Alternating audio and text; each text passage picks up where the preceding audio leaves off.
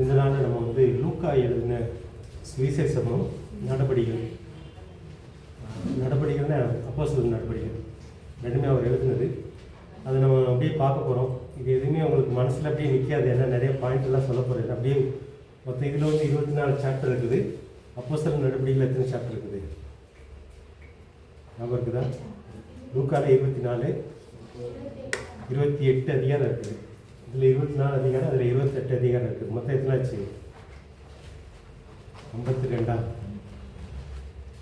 அதிகாரத்தை ஒரு 1 மணி நேரம் 1.5 மணி நேரத்தில் பார்க்க போகிறோம். அதனால் ஒரு ஸ்டோரி பார்க்குற மாதிரி இருக்கும். ரெண்டுக்கு இடையில வந்து நல்ல செய்தின்னா என்னன்னு சொல்லி பார்க்க போகிறோம். நான் வந்து கடந்த 2 வாரம் நார்த் இந்தியா போயிருந்தேன், சிலிகுரி. அப்போ நேபாளிலேருந்து ஒரு 4 டீம் வந்திருந்தாங்க, 4 ஆதிவாசி மக்கள். அவங்கள்ட்ட லூக்கா தான் செக் பண்ணதுனால எனக்கு வந்து போன 2 வாரம் முன்ன 2 வாரமும் இந்த புத்தகத்தை அப்படியே அவங்க கூட சேர்ந்து பார்த்ததுனால மனசில் அப்படியே பதிஞ்சிருக்குது. நான் கொஞ்சம் வேகமாக போனாலும் நீங்கள் எங்கேயாவது கேட்கணுனாலும் கேளுங்க. இது வந்து ஒரு எக்ஸ்பிரஸ் வண்டி போகிற மாதிரி தான் இருக்கும். இது வந்து நம்ம ஓவராலாக படிக்கணும். அது எப்படி சர்வேன்றதுனால இப்போ வந்து புதிய ஏற்பாட்டில் கால்வாசியை நம்ம ஒரு 1.5 மணி நேரத்தில் படித்தா எப்படி இருக்கும். அதனால் ரொம்ப ஸ்பீடாக தான் இருக்கும். மனசில் அவ்வளோ நிற்காது, ஆனால் ஒரு கதை படிக்கிற மாதிரி இருக்கும், தெரிஞ்சுக்கிற மாதிரி இருக்கும். இடையில ஏதாவது நிறுத்தி கேட்கணும்னாலும் கேளுங்க. 2 புத்தகத்துக்கு இடையில வந்து நல்ல செய்தினா என்ன அதை பார்க்க போகிறோம். நான் வந்து இந்த 4 லாங்குவேஜுக்கு செக்கிங் போயிருந்தப்போ அந்த மக்களுக்கு வந்து இந்த நல்ல செய்தியை வந்து லூக்கா யாருக்கு எழுதினார்னா கிரேக்க மக்களுக்கு தான் எழுதுறாரு. இவர் வந்து பிரஜாதிக்கு தான் எழுதுறாரு. பிரஜாதினா அந்த காலத்தில் வந்து கிரேக்க மொழி பேசினவங்களாம் பிரஜாதி. மற்ற யூத ஜாதி என்ன மொழி பேசுகிறாங்க? ஹீப்ரு, எபிரேய மொழி. அதில் மத்திய பார்த்தீங்கன்னா எபிரேய மக்களுக்காக எழுதுறாரு, இவர் வந்து கிரேக்க மக்களுக்காக எழுதுறாரு. அந்த நல்ல செய்தியை வந்து பொதுவாக கிரேக்க மக்களுக்கு அது என்ன நல்ல செய்தி, எபிரேய மக்களுக்கு அது என்ன நல்ல செய்தி, அது மாதிரி நமக்கு இப்போ பனியா மக்களுக்கு அது எப்படி நல்ல செய்தியாக இருக்கும், செட்டி மக்களுக்கு அது எப்படி நல்ல செய்தியாக இருக்கும், பட்டுக்குழுவ மக்களுக்கு அது எப்படி நல்ல செய்தியாக இருக்கும்னு சொல்லி அதை நம்ம கொஞ்சம் தியானிக்க போகிறோம். அது மட்டும் தான் இடையில நம்ம பார்க்க போகிறோம். அது ரொம்ப முக்கியமானது. நல்ல செய்தியை வந்து நம்ம பார்க்குறோம். நல்ல செய்தினா அது என்ன அப்படின்றது தான் பார்க்குறோம். அதில் லூக்கா எழுதுனது. லூக்காவை பற்றி நம்ம சுருக்கமாக தெரிஞ்சுக்கலாம். லூக்கா பற்றி என்ன தெரியும்? இப்போ மத்தேயு, யோவான் மொத்தம் 4 பேர் சுவிசேஷம் எழுதியிருக்காங்க. அதில் மத்தேயும் யோவான் வந்து அந்த 12 இயேசுவால் தேர்ந்தெடுக்கப்பட்ட 12 அப்போஸ்தலர்களில் ஒருத்தர். ஆனால் லூக்கா அதில் சேர்ந்தவர் கிடையாது. இதை நீங்கள் முக்கியமாக தெரிஞ்சுக்கணும் தான். இவர் வந்து இஸ்ரவேல் சமுதாயத்தை சேர்ந்தவர் இல்லை. வேதாகமத்தை எழுதினவங்களையே 40 பேர்கிட்ட, 40 பேர் தோராயமாக சொல்லுவாங்க, கிட்டத்தட்ட 39 பேர் எபிரேய மொழி பேசின யூதர்கள் தான். ஒரே ஒருத்தர் யூதர் அல்லாதவர், எபிரேய மொழி பேசாதவர் வந்து லூக்கா மட்டும்தான். இவர் வந்து ஒரு மருத்துவராக வேலை செஞ்சவர். மருத்துவர்னா இப்போ உள்ள டாக்டர் இல்லை, அந்த காலத்தில் உள்ள டாக்டர். மருத்துவராக வேலை செஞ்சவர். நல்ல ஒரு சுவிசேஷகர் அவர். அதுக்கப்புறம் வந்து சரித்திர ஆய்வாளர், சரித்திரத்தை பற்றி ஆராய்ச்சியெல்லாம் பண்ணுறவர். லூக்கா பற்றி நீங்கள் முக்கியமாக தெரிஞ்சுக்க வேண்டியது, அவர் வந்து ஒரு டாக்டர், சுவிசேஷகர், அவர் வந்து ஒரு சரித்திர ஆய்வாளர். நேற்று கூட பூமி பேசிட்டு இருக்கும்போது ஆண்டவர் எனக்கு என்ன அழைப்பு கொடுத்துருக்குறாருன்னு தெரிஞ்சுக்க முடியாது.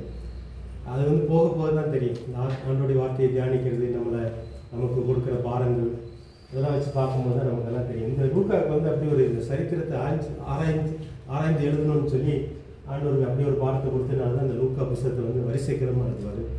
அப்போஸ்தலர் நடவடிக்கையும் அது ஒரு சரித்திர புத்தகம் எழுதுன்னு சொல்லி பார்க்குறோம். இவர் வந்து பவுலோட வந்து ஊழிய பயணங்கள் செய்தவர். இந்த அதிகாரங்கள்லாம் அந்த பிலமோனில் சொல்லப்பட்டிருக்குது, கொலோசியரில் சொல்லப்பட்டிருக்குது. அப்போ எந்த காலகட்டத்தில் சேர்ந்தாருன்னு தெரியல. நம்ம அப்போஸ்தலரில் பார்க்கும்போது பார்த்தீங்கன்னா நாங்கள் போனோம், நாங்கள் இப்படி பயணம் செஞ்சோம்னு சொல்லி எழுதுவார். அது வந்து பவுல் கூட சேர்ந்து அவர் ஊழிய பயணத்தில் இருந்ததை அப்போஸ்தலர் நடவடிக்கைகள் நம்ம தெரிஞ்சுக்கிறோம். இவர் வந்து யாருக்காக எழுதுறாருன்னா தியோப்புலு அப்படின்ற ஒருத்தருக்காக எழுதுறாரு. அந்த பேருடைய அர்த்தம் கிரேக்க மொழியில் அவருடைய அந்த பேருடைய அர்த்தம் கடவுளை நேசிப்பவர் தான். தியோப்புலு அப்படின்ற ஒருத்தருக்காக. இவர் வந்து ரோம் அதிகாரியாக இருக்கலாம் அப்படின்றது மாதிரி தான் அந்த ஆராய்ச்சியாளர் சொன்னாங்க. ஒருவேளை கடவுளை நேசிக்கிற எல்லாருக்காகவும் அவர் எழுதியிருக்கலாம். தியோப்புலின்னு சொல்லும்போது அந்த மீனிங் வந்து அதான். இவர் இந்த 2 இதுவுமே லூக்காவும் சரி அப்போஸ்தலர் நடவடிக்கைகள் ரெண்டுமே வந்து இவரை அட்ரஸ் பண்ணி தான் எழுதுறாரு. பவுலை பற்றி பார்க்கும்போது ஒரு சபைக்காக எழுதுவார். அந்த சபையில் உள்ள பிரச்சனைகள் அப்படின்லாம் நம்ம நிறைய பார்த்தோம். அப்புறம் தீமோத்திக்காக எழுதியிருக்கிறாரு, தீத்துக்காக எழுதியிருக்கிறாரு, தீரமனுக்காக எழுதியிருக்கிறாரு. லூக்கா பற்றி பார்க்கும்போது பார்த்தீங்கன்னா ஒரு நபரை மனசில் வச்சு தான் ஒரு எழுதுறாருன்னு சொல்கிறாங்க. அதுக்கு அர்த்தங்கள் இருக்கும், பல காரியம், பல மீனிங் இருப்பாங்க. இதில் பார்த்தீங்கன்னா இவர் எழுதின மொத்தம் வசனங்கள் அதிகாரங்கள்லாம் பார்த்தோம் அப்படின்னா 27.5% என்டியில்.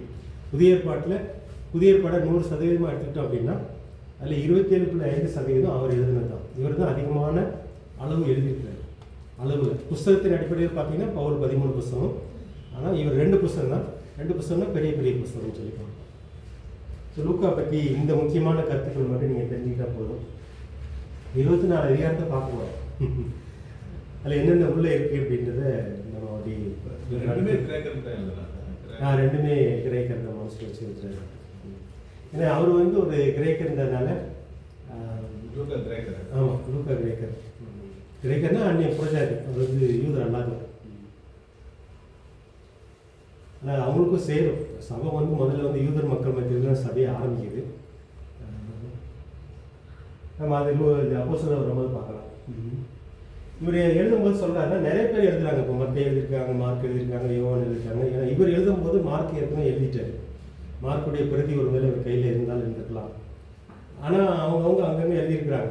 மார்க் எழுதும்போது பிறப்பு எழுதலை, இயேசுடைய வளர்ப்பு அந்த மாதிரிலாம் எழுதலை, யோவானுடைய பிறப்பை பற்றியெல்லாம் மார்க் எழுதலை. அப்புறம் மத்தேயு வேறு மாதிரி எழுதுறாரு. அவர் வந்து ஆபிரகாம் மகன், தாவீதின் மகன் சொல்லி எழுத ஆரம்பிக்கிறாரு. அவர் வந்து ஆதாமெல்லாம் விட்டுறாரு. ஸோ அப்படியெல்லாம் பார்த்துட்டு இவர் வந்து நான் எல்லாத்தையும் முதல்ல நடந்த வரிசையாக தொகுத்து எழுதணுன்றதும் ஆண்டவர் கொடுத்த பாரம். அதனால் இவர் எழுதுனது கொஞ்சம் வித்தியாசமாக இருக்கும். இவர் வந்து ஆதாம்லேருந்து ஆரம்பித்து இயேசு வரைக்கும், அல்லது இயேசுலேருந்து ஆரம்பித்து மேலே ஆதாம் வரைக்கும் அந்த தலைமுறையெல்லாம் கூட்டு எழுதியிருப்பார். ஹிஸ்டரியில் பார்த்தீங்கன்னா முக்கியமாக இவர் எழுது வந்து நல்லா ஆராய்ச்சி பண்ணுறாரு. மார்க் எழுதுன பார்க்குறாரு, மற்றவங்க சொல்லலாம் பார்க்குறாரு, மற்றவங்கலாம் கேட்குறாரு. கேட்டு தான் இதில் வந்து வரிசைக்கிறவங்க எழுதுறாரு. அப்படி எழுதும்போது எங்கே ஆரம்பிக்கிறாருன்னா, சகரியா வந்து யூத கோவிலில் வந்து பூசாரியாக இருக்கிறாரு. அவர் வந்து தூபம் போடுறதுக்கு உள்ளே போகிறாரு. அங்கே உள்ளே போகும்போது யாரை சந்திக்கிறாரு? தூதன், கடவுளுடைய தூதன் வந்து சகரியாவுக்கு காட்சி அளிக்கிறாரு. யோவானுடைய பிறப்பை பற்றி சொல்கிறாரு. ஆனால் யோவான் வந்து யோவான் சகரியாவுக்கு வந்து மகன் யோவான் பிறப்பான்னு சொல்லி பிறப்பை பற்றி சொல்கிறாரு. ஆனால் சகரியா வயசானவர், எலிசபெத்தும் வயசானவர், சகரியாவுடைய மனைவி. அவருக்கு அதை நம்ப முடியல. இது எல்லாமே 1ஆம் அதிகாரத்தில் இருக்குது. நம்ப முடியல. அதனால் கடவுளுடைய தூதன் என்ன பண்ணுறான்? நீ வந்து இது உனக்கு குழந்தை பிறக்கிற வரைக்கும், நான் சொன்னது நடக்கிற வரைக்கும் உன் வாயை பேச முடியாதுன்னு சொல்லி வாயை அடைச்சிட்டாரு. காபிரியல் தூதனுடைய பேரும் குறிப்பிடப்பட்டிருக்குது. வெளியில் வர்றாரு, தூபம் போட்டுட்டு வெளியில் வர்றாரு. மக்கள்லாம் இவர் வந்து பேச முடியாமல் அந்த சைகையிலே பண்ணோம்னா உள்ளே ஏதோ காட்சி பார்த்துருப்பார் போல அப்படின்ற மாதிரி மக்கள் நினச்சிக்கிறாங்க. அப்புறம் வீட்டுக்கு போகிறாரு. வீட்டுக்கு போய் பேச முடியாமல் தான் இருக்கிறார். கிட்டத்தட்ட வந்து இது நடந்து இதில் 1 வருஷம் கிட்ட வந்து சகரியாவை வந்து வாய் பேச முடியாதவங்க தான் இருக்கிறாரு. அதுக்கு இடையில வந்து மரியாதை வந்து அதே காபிரியல் தூதன் சந்திக்கிறாரு. அந்த சம்பவம் அவங்களுக்கு தெரியும். மரியாளுக்கு வந்து சொல்கிறாரு, ஓம் வயிற்றில் ஒரு குழந்தை பிறக்கும் அப்படின்ற இயேசு பிறப்பை பற்றி. ஆனால் மரியாளுக்கும் நம்ப முடியல, சகரியா மாதிரியே. ஆனால் மரியாளுக்கு வந்து மரியாள் வாயை அடைக்கலை. நான் சகரியா வாயை அடைச்ச மாதிரி மரியாள் வாயை அடைக்கலை. ஏன் அடைக்கல? சகரியா சரி. இதே மாதிரி தான் மரியாளும், எனக்கும் புருஷனை தெரியாது, எனக்கு எப்படி குழந்தை பிறக்குன்றார். அவர் வந்து வயசாகிடுச்சு, எங்களுக்கு எப்படி குழந்தை பிறக்குன்றாரு. இதான் வித்தியாசம். சரி, அவர் ஊழியத்தில் இருக்கிறாரு. ஆனால் ஒரு சில அடையாளங்களுக்காக, அதாவது மக்களுக்கு இது ஏன் அவர் வாயை அடைக்கிறாங்கன்னா, இந்த யோவான் வந்து சாதாரண மனுஷன் இல்லை, ஒரு ஸ்பெஷல் அப்படின்றத வந்து மக்கள் புரிய வைக்கணுன்றதுக்காக தான் அது நடக்குது.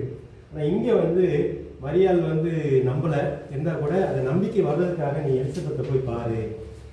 எலிசபெத் வந்து ஒரு அடையாளமாக மரியாளுக்கு ஒரு நம்பிக்கை வரணும். இப்போ அதுக்காக தான் நீ போய் பாரு. எலிசபெத்து உனக்கு சொந்தக்காரி தானே, வயசானவங்க தானே, அவளுக்கே குழந்தை பிறந்துக்கும் போது கடவுளால் முடியாத ஒன்றும் இல்லை. இந்த நம்பிக்கை மரியாளுக்கு வரணும். சகரியா வாய் அடைச்ச காரணம் வேற ஒரு காரணம். யோவான் வந்து ஒரு சாதாரண மனுஷன் இல்லை அப்படின்றது மக்கள், அந்த ஊர் மக்கள் புரிய வைக்கிறதுக்காக இந்த இடத்துல வந்து மரியாளுக்கு வந்து எலிசபெத்தை பார்க்கும்போது விசுவாசம் வரும்ன்றதுக்காக அங்கே போய் பாரு, அவனுக்கு வந்து இப்போ 5 மாதம் ஆகுது அப்படின்னு சொல்லி அப்புறம் மரியாள் அங்கே போகிறா. அங்கே போய் எலிசபெத்து கூட ஒரு 3 மாதம்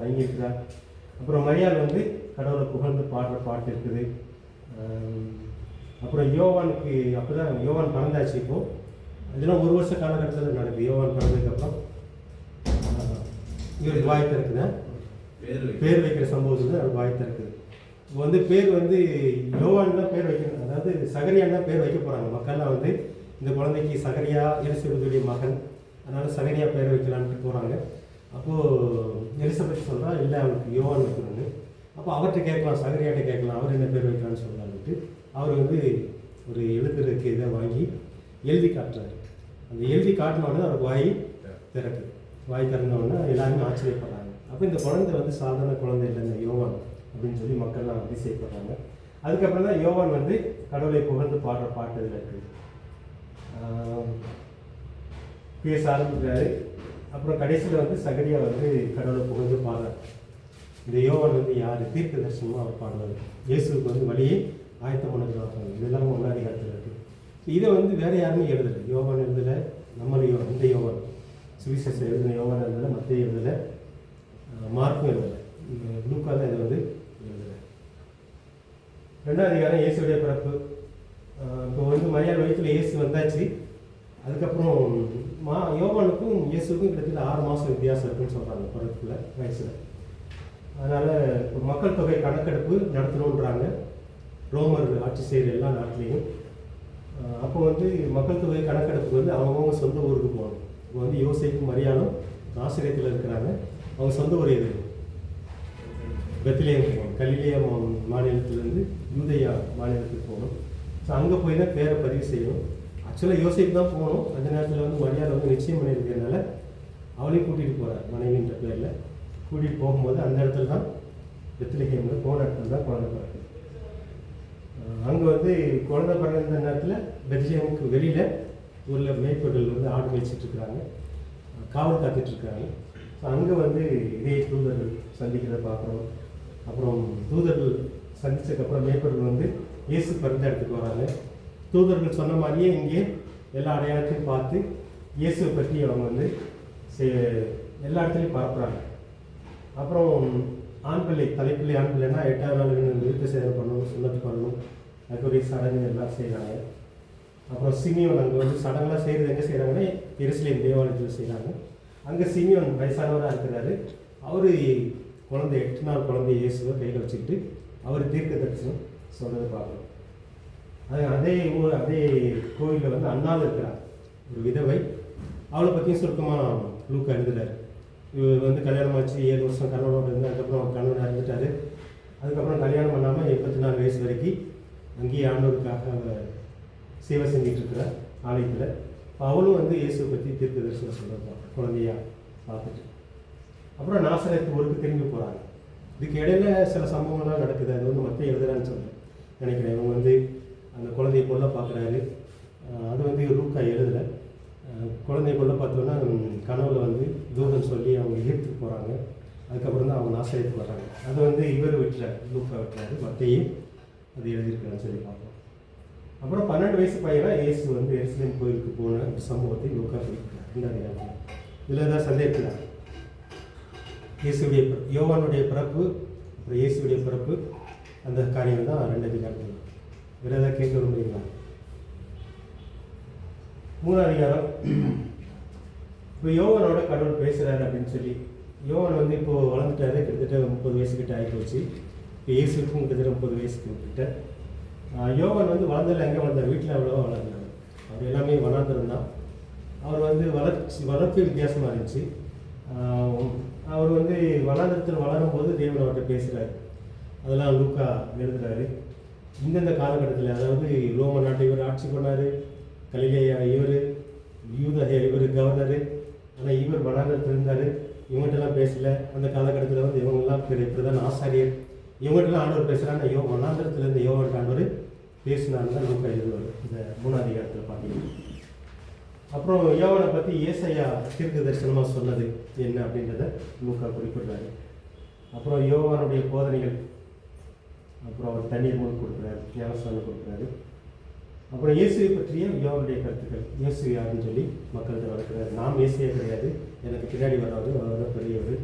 நான் தண்ணியில் உங்களுக்கு ஞானஸ்நானம் கொடுக்குறேன், அவர் ஆவியினாலும் அக்னியினாலும் ஞானஸ்நானம் கொடுப்பார் அப்படின்னு தான் வளர்க்குறேன். ஒரு யோவானும் கலிலேயா கவர்னர் அந்திப்பா ஏறது. இங்கே வந்து கலிலேயா கவர்னர் அந்திப்பா வந்து தன்னுடைய தம்பி மனைவியை சேர்த்து வச்சுக்கிறாரு. அது தப்புன்னு இவர் சொல்கிறாரு. அதனால் பிடிச்சி ஜெயிலில் போட்டுறாங்க. அந்த சம்பவத்தை அவர் குறிப்பிட்றாரு. ஒரு யோவானை இயேசு சந்திக்கிறாரு. இயேசுவை பற்றி கடவுள் அந்த தீர்க்க தரிசனங்களை யோவான் சொல்றது நம்ம பார்ப்போம். இதெல்லாம் 3ஆம் அதிகாரத்தில். 4ஆம் அதிகாரத்தில் வந்து இயேசுடைய ஊழிய ஆயத்தம். இப்போ வந்து 3ஆம் அதிகாரத்தில் இயேசு ஞானஸ்நானம் எடுத்துறாரு. 30 வயசு ஆகி போயிடுச்சு. ஞானஸ்நானம் எடுத்த உடனே நடந்த சம்பவம் தான் 40 நாட்கள் வந்து அவர் சாப்பிடாம வனாந்தரத்தில் போய் ஜெபம் பண்ணார். அங்கே சோதிக்கப்படுறார். இயேசுடைய சோதனை நாட்கள் 40 நாட்கள். அதுக்கப்புறம் வளர்ந்த ஊருக்கு வர்றார், நாசரேத்துக்கு வர்றாரு. வர வழியிலேயும் நிறைய ஊரில் அவர் பிரசங்கம் பண்ணார். வளர்ந்த ஊர் நாசரேத்தில் வந்து அங்கே தான் அந்த புஸ்தக சுருள் அவரை பற்றி ஏசையா எழுதுனதை எடுத்து வாசிக்கிறத நம்ம பார்க்கலாம். அதை நம்ம இடையில நம்ம பார்க்க போகிறோம். அதுக்கப்புறமே ஊழியம் ஆரம்பிச்சிருது. அவருடைய ஊழியம் பேயை அதட்டி விரட்டுறது, காய்ச்சல் அதட்டி குணப்படுத்துறது. அப்புறம் இயேசு வந்து எதற்காக தேவன் அனுப்பினார் சொல்லி யோவான் நடக்கிறார். எல்லாமே ஊழியங்கள் தான், நிறைய ஊழியங்கள் போயிட்டே இருக்கும். இதில் வந்து நம்ம அது கடைசியில் பார்க்க போகிறோம் எத்தனை அற்புதங்கள் செஞ்சார் அப்படின்ற மாதிரி. போதனைகள்லாம் நீங்கள் தான் தொகுத்து எழுத போகிறீங்க, அதெல்லாம் நாங்கள் பண்ணலை. 5ஆம் அதிகாரத்தில் பார்த்தீங்கன்னா வியாதிகளை குணமாக்கும் மருத்துவர், பாவங்களை மன்னிக்க அதிகாரம் உள்ளவருமான இயேசு. இங்கே வந்து பேதுருவை மீட் பண்ணுற 5ஆம் அதிகாரத்தில் பார்த்தீங்கன்னா பேதுரு வந்து மீன் பிடிக்கிறாரு. அவங்க மீன் பிடிச்சி எதுவுமே கிடைக்காம சோர்ந்து போய் வலையை அலசிட்டு இருக்கும்போது தான் இயேசு அந்த கடற்கரைக்கு வந்து பிரசங்கம் பண்ண வராரு. பிரசங்கம் பண்ணும்போது பேதுருடைய படகுல ஏறி பிரசங்கம் பண்ணுறாரு. பிரசங்கத்தை முடிச்சுட்டு நீ வந்து படகு கொஞ்சம் ஆழத்தில் கொண்டு போய் வலையை போட்டிருந்தாரு. அங்கே ஏராளமான மீன் கிடைக்குது. அப்போ தான் எங்கள் அற்புதத்தை பேதுரு முதல்ல பார்க்குறாரு. பார்த்தோன்னே இயேசு வித்தியாசமானவர் அப்படின்னு சொல்லிட்டு அதுக்கப்புறம் அதோட இயேசுவோட பேதுரு அதோடு சேர்ந்து 4 ஊழியர்கள், பேதுருடைய அண்ணன் அந்திரேயா, அதுக்கப்புறம் யோவான், அப்படி தம்பி யாக்கோபு, 4 பேருமே இயேசுவை பின்பற்ற ஆரம்பிக்கிறாங்க. 4 பேருமே மீன் பிடிக்கிறவங்க. 4 பேருமே இயேசுவை பின்பற்றுறாங்க. அதெல்லாம் ஒரு புக்கை குறிப்பிடலை, நம்ம மற்றதெல்லாம் சேர்த்து பார்க்கும்போது நமக்கு தெரியும். அப்புறம் வந்து குஷ்ட வியாதிக்காரங்களை தொட்டு குணப்படுத்துறாரு. ஏன்னா குஷ்ட வியாதி கிட்டேயே போகக்கூடாது.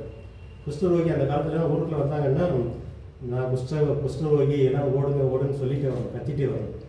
ஆனால் இயேசு வந்து அந்த ஒரு கலாச்சாரத்தை மாற்றுறார். இஸ்ரேல் சமுதாயத்தில் இருந்த கலாச்சாரத்தை மாற்றி கிட்ட போய் ஒரு குஷ்ட வியாதி கண்ணை தொட்டு சுகமாக்குறாரு. ஏன்னா அவருக்கு வந்து அதிகாரத்தை வந்து வெளிப்படுத்துறாரு. அதுக்கப்புறம் மன்னிக்கிறார், குற்றமுறையில் மன்னிக்க அதிகாரத்தை வெளிப்படுத்துறாரு. அதுக்கப்புறம் இயேசு மருத்துவர் அப்படின்றத பார்க்குறோம். அவர் வந்து ஆவிக்குரிய நோயை குணமாக்க முடியும், சரீர நோயை குணமாக்க முடியும். ஒரு மருத்துவர் அப்படின்றத வெளிப்படுத்துறாரு. இதில் வந்து பழசும் புதுசும் ஒன்றா சேர்க்க முடியாது. புதிய உடன்படிக்கை பழைய உடன்படிக்கை வந்து இவங்க என்ன சொல்கிறாங்கன்னா, எவனுடைய சீசன்லாம் உபவாசம் இருந்து ஜெபம் பண்ணுறாங்க, ஆனால் உங்கள் சீசன் நல்லா சாப்பிட்டுட்டு நல்லா ஜாலியாக சுற்றிட்டு இருக்காங்க அப்படின்னு கேட்கும்போது தான் அது பழைய உடன்படிக்கை வேறு புதிய உடன்படிக்கை வேறுன்னு சொல்லி பழைய துணி புது துணி, பழைய துருத்தி புதிய திராட்சை பழசாக தான் விளக்குறாரு. நம்ம அதெல்லாம் பின்னாடி பார்க்க போகிறோம். இன்னும் கொஞ்சம் பார்த்துருக்குறோம். இப்போதைக்கு இதில் நம்ம பார்க்குறது நேரம். 6ஆம் அதிகாரத்தில் பார்த்தீங்கன்னா இயேசுடைய சில போதனைகள். ஓய்வு நாள் ஆண்டவர் எதுக்காக கொடுத்தாரு? ஓய்வு நாள் வந்து உங்களுக்கு நீங்கள் ஆண்டவரை நல்லா துதிக்கிறதுக்கு, ஆண்டவரோட பழகிறதுக்கு தான். அது வந்து உங்களை அடிமையாக்கக்கூடாது அப்படின்றத வளர்க்குறாரு. அப்புறம் 12 சீசர்களை தேர்ந்தெடுக்கிறாரு. ஒரு நாள் வந்து நைட்டெல்லாம் ஒரு ஜெபம் பண்ணிவிட்டு மலையில் இருந்து இறங்கி வந்து 12 சீசர்களை தேர்ந்தெடுக்க பார்க்குறோம். அப்புறம் யார் வந்து ஆசீர்வாதம் பெற்றவர்கள், பாக்கியவான்கள், யார் வந்து சாபத்துக்குரியவங்க அப்படின்றத வளர்க்குறாரு போதனைகள் சொல்லி. அப்புறம் மற்ற போதனைகள்லாம் நம்ம இதில் பார்க்குறோம். இதெல்லாம் நீங்கள் எழுத வேணால் உங்களுக்கு பிரிண்ட் அவுட் கொடுப்போம். நிறைய வரும், எழுதுனா உங்களுக்கு முடியாது, கேட்ட போதும், சும்மா ஜஸ்ட் அர்த்தம். இதெல்லாம் உங்களுக்கு வந்து புக்காக கிடைக்கும். இப்போ ஏற்கனவே உங்களுக்கு ஒரு புக்கு கொடுத்துருக்கோம். அதே மாதிரி நான் நடத்துறது எம்டி சார்லே, இவர் பிரபு பாஸ்கர் நடத்துறது, 2 சேர்த்து ஒரு புக்காக நம்ம அடுத்த சனிக்கிழமை நாங்கள் உங்களுக்கு தரோம். அதை எழுதணும்னு நினைக்காதீங்க, நிறைய வரும், எழுத முடியாது உங்களால். சும்மா அப்படியே என் கூட சேர்ந்து அப்படியே தியானிக்க ஆரம்பிச்சுன்னா நல்லாயிருக்கும். ஏதாவது சந்தேகம் இருந்துச்சுன்னா கேளுங்க, இடையில நிறுத்தலாம், கேட்கலாம். மற்ற போதனைகள் இருக்குது. அப்புறம் மற்றவங்களோட உள்ள உறவு எப்படி இருக்கணும் அப்படின்றத வளர்க்குறாரு. நம்முடைய மனசு எப்படி இருக்கணும், பேச்சு எப்படி இருக்கணும் அப்படின்றத வளர்க்குறாரு. யாருடைய வாழ்க்கை உறுதியான வாழ்க்கை ஐயா இருக்கும்? கற்பாறை மேல் கட்டப்பட்டவன் புத்தி உள்ளவன், மணலின் மேல் கட்டுறவன் வந்து புத்தி இல்லாதவன், அதை பற்றி அவர் வளர்க்குறாங்க.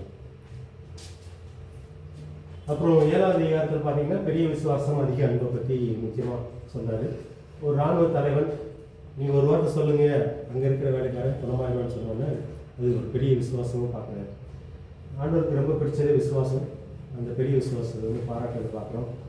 அப்புறம் மரித்த வாலிபனை உயிரோடு இருக்கிறத நம்ம பார்க்குறோம்.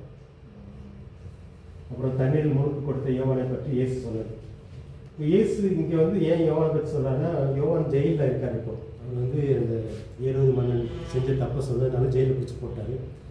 ஜெயிலில் இருக்கும்போது இவர் மேசியாவாக இருந்தால் ஒருவேளை நம்ம ஜெயிலில் இருக்கணும், அதை காப்பாற்றுவராக இருக்கும் அப்படின்றது யோவானுக்கு. ஆனால் இவர் போய் இயேசு போய் அவருக்கு எதுவுமே ஹெல்ப் பண்ணலை ஜெயிலில் இருக்கிற யோவானுக்கு. அப்போ வந்து இவருக்கு சந்தேகம் வந்தது. அவருடைய சீடர்களை அனுப்பி நீங்கள் தான் மேசியாவா இல்லை வேற ஒரு மேசியா வர்றதுக்கு நாங்கள் காத்திருக்கணுமா அப்படின்னு சொல்லி கேட்க அனுப்புறாரு. அந்த இடத்துல தான் வந்து இயேசு சொல்கிறாரு, யோவான் வந்து எப்படிப்பட்டவன் அப்படின்ற மாதிரி, அவன் எப்படி சாக போகிறான், ரொம்ப உறுதியான ஆள் அப்படின்ற மாதிரி யோவானை வந்து புகழ்ந்து சொன்னார். யோவானுக்கு வந்து சொல்லி அனுப்புவார், ஏசியா தீர்க்கதரிசி சொன்னதெல்லாம் இப்போ நடக்குது, நான் தான் மேசியாங்கிறது வந்து இன்டைரக்டாக சொல்லி அனுப்புவார். ஆனால் அவர் வந்து மறைக்கணும்னு தான் தேவனுடைய திட்டம். அவர் வந்து அதுக்கப்புறம் சிறை செய்யப்பட்டு யோவான் மறைக்கிறாங்க. அப்புறம் அந்த கால மக்கள் அவங்க எப்படி இருந்தாங்க, அவங்களுடைய மனசு எப்படி இருந்துச்சு, யூத மக்கள் அப்படின்றத பற்றி வளர்க்குறாரு. கடைசியில் பார்த்தீங்கன்னா கடவுளுடைய அன்பு யாருக்கு அதிகமாக இருக்கும், அது வந்து ஒரு பரிசேயர் வீட்டுக்கு போகிறாரு, சாப்பிட போகிறாரு. அங்கே சாப்பிட்டுட்டு இருக்கும்போது ஒரு விபச்சார பெண் வந்து இயேசுடைய கால்களில் வந்து தைலத்தை ஊற்றி துடைக்கிறத பார்க்குறோம். அப்போ வந்து அந்த பரிசேயருக்கு வந்து ஒரு சந்தேகம், இவர் உண்மையான தீர்க்கதரிசியாக இருந்தால் யாருன்னு தெரிஞ்சிருக்கீங்க, இவர் வந்து உண்மையான தீர்க்கதரிசி இல்லை போல, அவர் தொடர பெண்ணை யாருன்னு தெரிஞ்சுக்கணும் அப்படின்னு சொல்லிட்டு அவன் சந்தேகம் கேட்கும்போது அந்த அன்பை பற்றி வளர்க்குறாரு. அப்போ வந்து ஒரு கதை சொல்கிறார், ஒரு ஆள் வந்து 50,000 ரூபா கடன் வாங்கியிருந்தான், இன்னொருத்தர் வந்து 5,000 ரூபா கடன் வாங்கியிருந்தான். 2 பேருக்குமே கடனை திரும்ப கொடுக்க முடியல. அப்போது அந்த யார்கிட்ட கடன் வாங்கினா கூப்பிட்டு, சரி உங்களுக்கு கொடுக்க முடியல மன்னிச்சு விட்டுறான், 2 பேரையும் மன்னிச்சு விட்டுறான். அதில் 50,000 கடன் வாங்கினா அதிகமாக அன்பாக இருப்பானா, இல்லை 5,000 கடன் வாங்கினா அதிக அன்பாக இருப்பானு கேட்கும்போது இவன் சொல்கிறான் 50,000 தான் அப்படின்னு. உனக்கு புரியலை, நான் இந்தளவுக்கு ஒன்று மன்னிச்சிருக்கிறது உனக்கு புரியாதனால உனக்கு எவன் அன்பு இல்லை, ஆனால் அவளுக்கு புரியுது, அவள் வேசி தான், ஆனால் அவளை மன்னிச்சதுனால அவளுடைய கடன் அதிகமாக, அவளுடைய கடனை நான் அதிகமாக மன்னிச்சது அவளுக்கு புரிஞ்சதுனால அவள் அன்பை காட்டுறான். உனக்கு வந்து எனக்கு எவன் அன்பு காட்ட முடியல. ஏன் காட்ட முடியலைன்னா, நீயும் கடனாளி தான், உன் கடன் நான் மன்னிச்சிருக்கிறேன், ஆனால் உனக்கு வந்து அது புரியலை அப்படின்றத விளக்குறாரு. இதுவும் நிறைய நாட்களில் பார்த்தீங்கன்னா அந்த பெரிய பாவி சின்ன பாவி வச்சுட்டு அந்த மாதிரிலாம் பார்க்கணும். இப்போ ஆண்டவர் வந்து நமக்கு எந்த அளவுக்கு மன்னிச்சிருக்கிறாரு நம்ம நம்பும் போது தான் நமக்கு வந்து ஆண்டவர் மேலே அன்பு வரும். எல்லாருக்குமே ஆண்டவர் மேலே அன்பு வராதுன்றதை வளர்க்குறாரு. 8ஆம் அதிகாரத்தில் அடுத்த போதனைகள் ஒரு 2-3 போதனைகளை பார்க்குறோம். கடவுளுடைய வார்த்தை இது ரொம்ப முக்கியமானது. விதைக்கு சமம். எப்படி ஒரு விதைக்குள்ள சக்தி இருக்குது, அதே மாதிரி தேவனுடைய வார்த்தைக்கு சக்தி இருக்குது. அது நல்ல நிலத்தில் வெளிநாட்டம் கல்பாறை தாண்டணும், ஏற்கனவே போன சனிக்கும் பேசுகிற மாதிரி. ஸோ ஒரு வசனம் நம்மகிட்ட பேசுது, அந்த வசனத்தின் மூலமாக நமக்கு பலன் வேணும் அப்படின்னா அதுக்கு பல தடைகள் இருக்குது. ஒன்று இருதயம் கல்லாகிறது, 2வது வந்து முள் உள்ளது, உலக கவலை, உலக ஆசை, ஒரு நல்ல நிலம். அந்த வார்த்தை மேலே நம்ம எந்தளவுக்கு விசுவாசம் வைக்கணும். 10% விசுவாசம் 10% பலன், 100% வச்சோன்னா 100% பலன். அதை பற்றி தான் விளக்குறாரு. அப்புறம் நமக்கு கிடைச்ச வெளிச்சம், இப்போ கடவுளை பற்றி நமக்கு கொஞ்சம் தெரிஞ்சிச்சு அப்படின்னா, நான் பெரியாருன்னு சொல்கிறதுக்காக இல்லை, அந்த வெளிச்சத்தை நீங்கள் யாருக்காவது கொடுக்கணும். வெளிச்சம் எதுக்குன்னா, நீங்கள் இப்போ நம்ம ஊழியம் செய்கிறதே என்ன நோக்கத்தில் செய்கிறோம் அப்படின்னா, எனக்கு கிடைச்ச வெளிச்சத்தை இருட்டில் இருக்கிறவங்க, ஆனால் போய் தெரியாதவங்க சொல்லிக் கொடுக்கணும். அந்த வெளிச்சத்தை பற்றி விளக்குறாரு. ஒரு விளக்கு கொடுத்துனீங்கன்னா அதை கட்டில் கடியில் வைக்கக்கூடாது, இல்லை எதாவது போட்டு மூடி வைக்கக்கூடாது, அந்த விளக்கு தண்டில் வைக்கணும். அதை வச்சா தான் வரவங்களுக்கு அது மாதிரி நம்ம வாழ்க்கையில் கிடைச்ச வெளிச்சங்கள்லாம் யாருக்காவது பயன்பட்டுக்கிட்டே இருக்கும் அப்படின்றத விளக்குறாரு. அப்புறம் கடவுளுடைய சொற்படி வாழ்வுகளே அவருடைய குடும்பத்தார்கள். அதுனா இப்போ வந்து இயேசு ஒரு வீட்டில் இருக்கிறாரு, பிரசங்கம் பண்ணிட்டு இருக்கிறாரு. இயேசுடைய அம்மா மரியாதை வர்றாங்க, தம்பிமாரெலாம் வர்றாங்க, வந்து இயேசுவை பார்க்க வர்றாங்க. ஆக்சுவலாக வந்து வேற ஒரு செய்தி போகுது, இயேசுக்கு பைத்தியம் பிடிச்சிச்சு, அவரை நீங்கள் வீட்டுக்கு கூட்டிகிட்டு போய் வச்சுக்கோங்க அப்படின்ற மாதிரி சிலர் பேசுனதுனால கூட்டிகிட்டு போக தான் வர்றாங்க. வந்த இடத்துல இவர் வீட்டுக்குள்ளே போக முடியல, கூட்டமாக இருக்கிறனால. அப்போ வெளியிலேருந்து ஒருத்தர் சொல்லி அனுப்புகிறாங்க, இயேசுகிட்ட போய் சொல்லுங்கள். அப்போ ஒருத்தர் பக்கத்தில் இருந்த ஒருத்தர் வந்து சொல்கிறாங்க, இந்த மாதிரி உங்கள் அம்மாவும் தம்பிகளும் வந்திருக்காங்க கூட்டு போகிறதுக்கு. அப்போ இயேசு அப்போ தான் இந்த வார்த்தையை சொல்கிறார், என்னுடைய அம்மா யார், என்னுடைய தம்பி யார் அப்படின்றது வந்து தேவனுடைய வார்த்தையின்படி நடக்கிறவங்க தான். ஆண்டோடைய வார்த்தையை கேட்டு அதன்படி நடக்கிறவங்க தான் என் குடும்பத்துக்காரங்க, அவங்க இல்லை அப்படின்ற மாதிரி சொல்கிறாரு. இந்த மாதிரி சத்தியங்கள்லாம் இதில் பார்க்குறோம். மற்ற அற்புதங்கள்லாம் இருக்குது, நீங்கள் உள்ள பார்த்துக்கோங்க. முக்கியமான காரியங்கள் மட்டும் நான் உங்களுக்கு பார்க்குறேன். 9ஆம் அதிகாரத்தில் பார்த்தீங்கன்னா, என்னுடைய மகனின் சொல் கேட்டு நாங்கள் என்று சேர்த்துருக்கு. இது வந்து மலையில் மறுரூப மலை. இத்தனை பேருக்கு தெரியும், யாரும் சொல்ல முடியுமா? மறுரூப மலை சம்பவம் நானே பேசணும்னா அவங்க தூக்கம் பேசினாங்க. சரி, யார் யார் இப்போ கூட்டிகிட்டு போகிறார்? இப்போ இயேசு கூட 12 சீசர்கள் யார் யாரை கூட்டு போகிறார் இந்த மலைக்கு? யோவான், பேதுரு, யாக்கோபு. இந்த 3 பேரையும் கூட்டிகிட்டு மலைக்கு போகிறாரு. போன இடத்துல என்ன நடக்குது? மலை மேலே இருக்கிறாங்க, இயேசு ஜெபம் பண்ணிட்டு இருக்கிறாரு. ஜெபம் பண்ணும்போது மோசையும் எலியாவும் இயேசு கூட பேசுகிறாங்க. சரி, வேற ஒரு மேகம் வந்து மூடுது. இயேசுடைய ரூபம் வந்து மாறுது. எந்த மாதிரி மாறி இருக்கும்? நல்ல பிரகாசமாக, முகம் வந்து ரொம்ப பிரகாசமாக மாறுது. ட்ரெஸ் எல்லாம் வெயிட்டாக மாறுது. வேற இது ரொம்ப முக்கியமான சம்பவம். நம்ம மனசில் பதிகிறதுக்காக உங்களை நான் கேட்குறேன். சரி, அப்போ பேதுரு என்ன சொல்கிறாரு? இங்கே 3 கோயிலை கட்டலாம். அப்போ பேதுரு என்ன சொல்கிறாருன்னா, இந்த மாதிரி அவருக்கு தூக்க மயக்க மாதிரி பாதி. அவர் என்ன சொல்கிறான்னு அவருக்கே தெரியல. எலியை பார்க்குறாரு, மோசையை பார்க்குறாரு, இயேசு 3 பேர் பேசுகிற பார்த்தோன்னே இங்கேயே நம்ம இருக்கலாம், நம்ம மலையை விட்டு இறங்கி போக வேண்டாம், இங்கேயே தங்கிடலாம், இங்கேயே செட்டில் ஆகிடலாம் அப்படின்றார். செட்டில் ஆகணும் அப்படின்னா 3 கூடார வீடு கட்டுறோம். உங்களுக்கு ஒன்று, மோசைக்கு ஒன்று, எலியாவுக்கு ஒன்று, 3 கூடார வீடு கட்டுறோம், நம்ம இங்கேயே இருக்கலாம் அப்படின்றாரு. அதை வந்து லூக்கா எழுதும்போது அவர் என்ன சொல்லலான்னு அவருக்கே தெரியாமல் சொன்னாங்க. அப்போ தான் இந்த மேகம் வந்து மூடுது. மேகம் மூடி மறந்து உடனே அவங்க 2 பேரும் காணும். மோசையும் எலியாவும் காணும், இயேசு மட்டும் இருக்கிறாங்க. அப்போ தான் வானத்துலேருந்து ஒரு சத்தம் கேட்குது. ஸோ இதுதான் ரொம்ப முக்கியம்.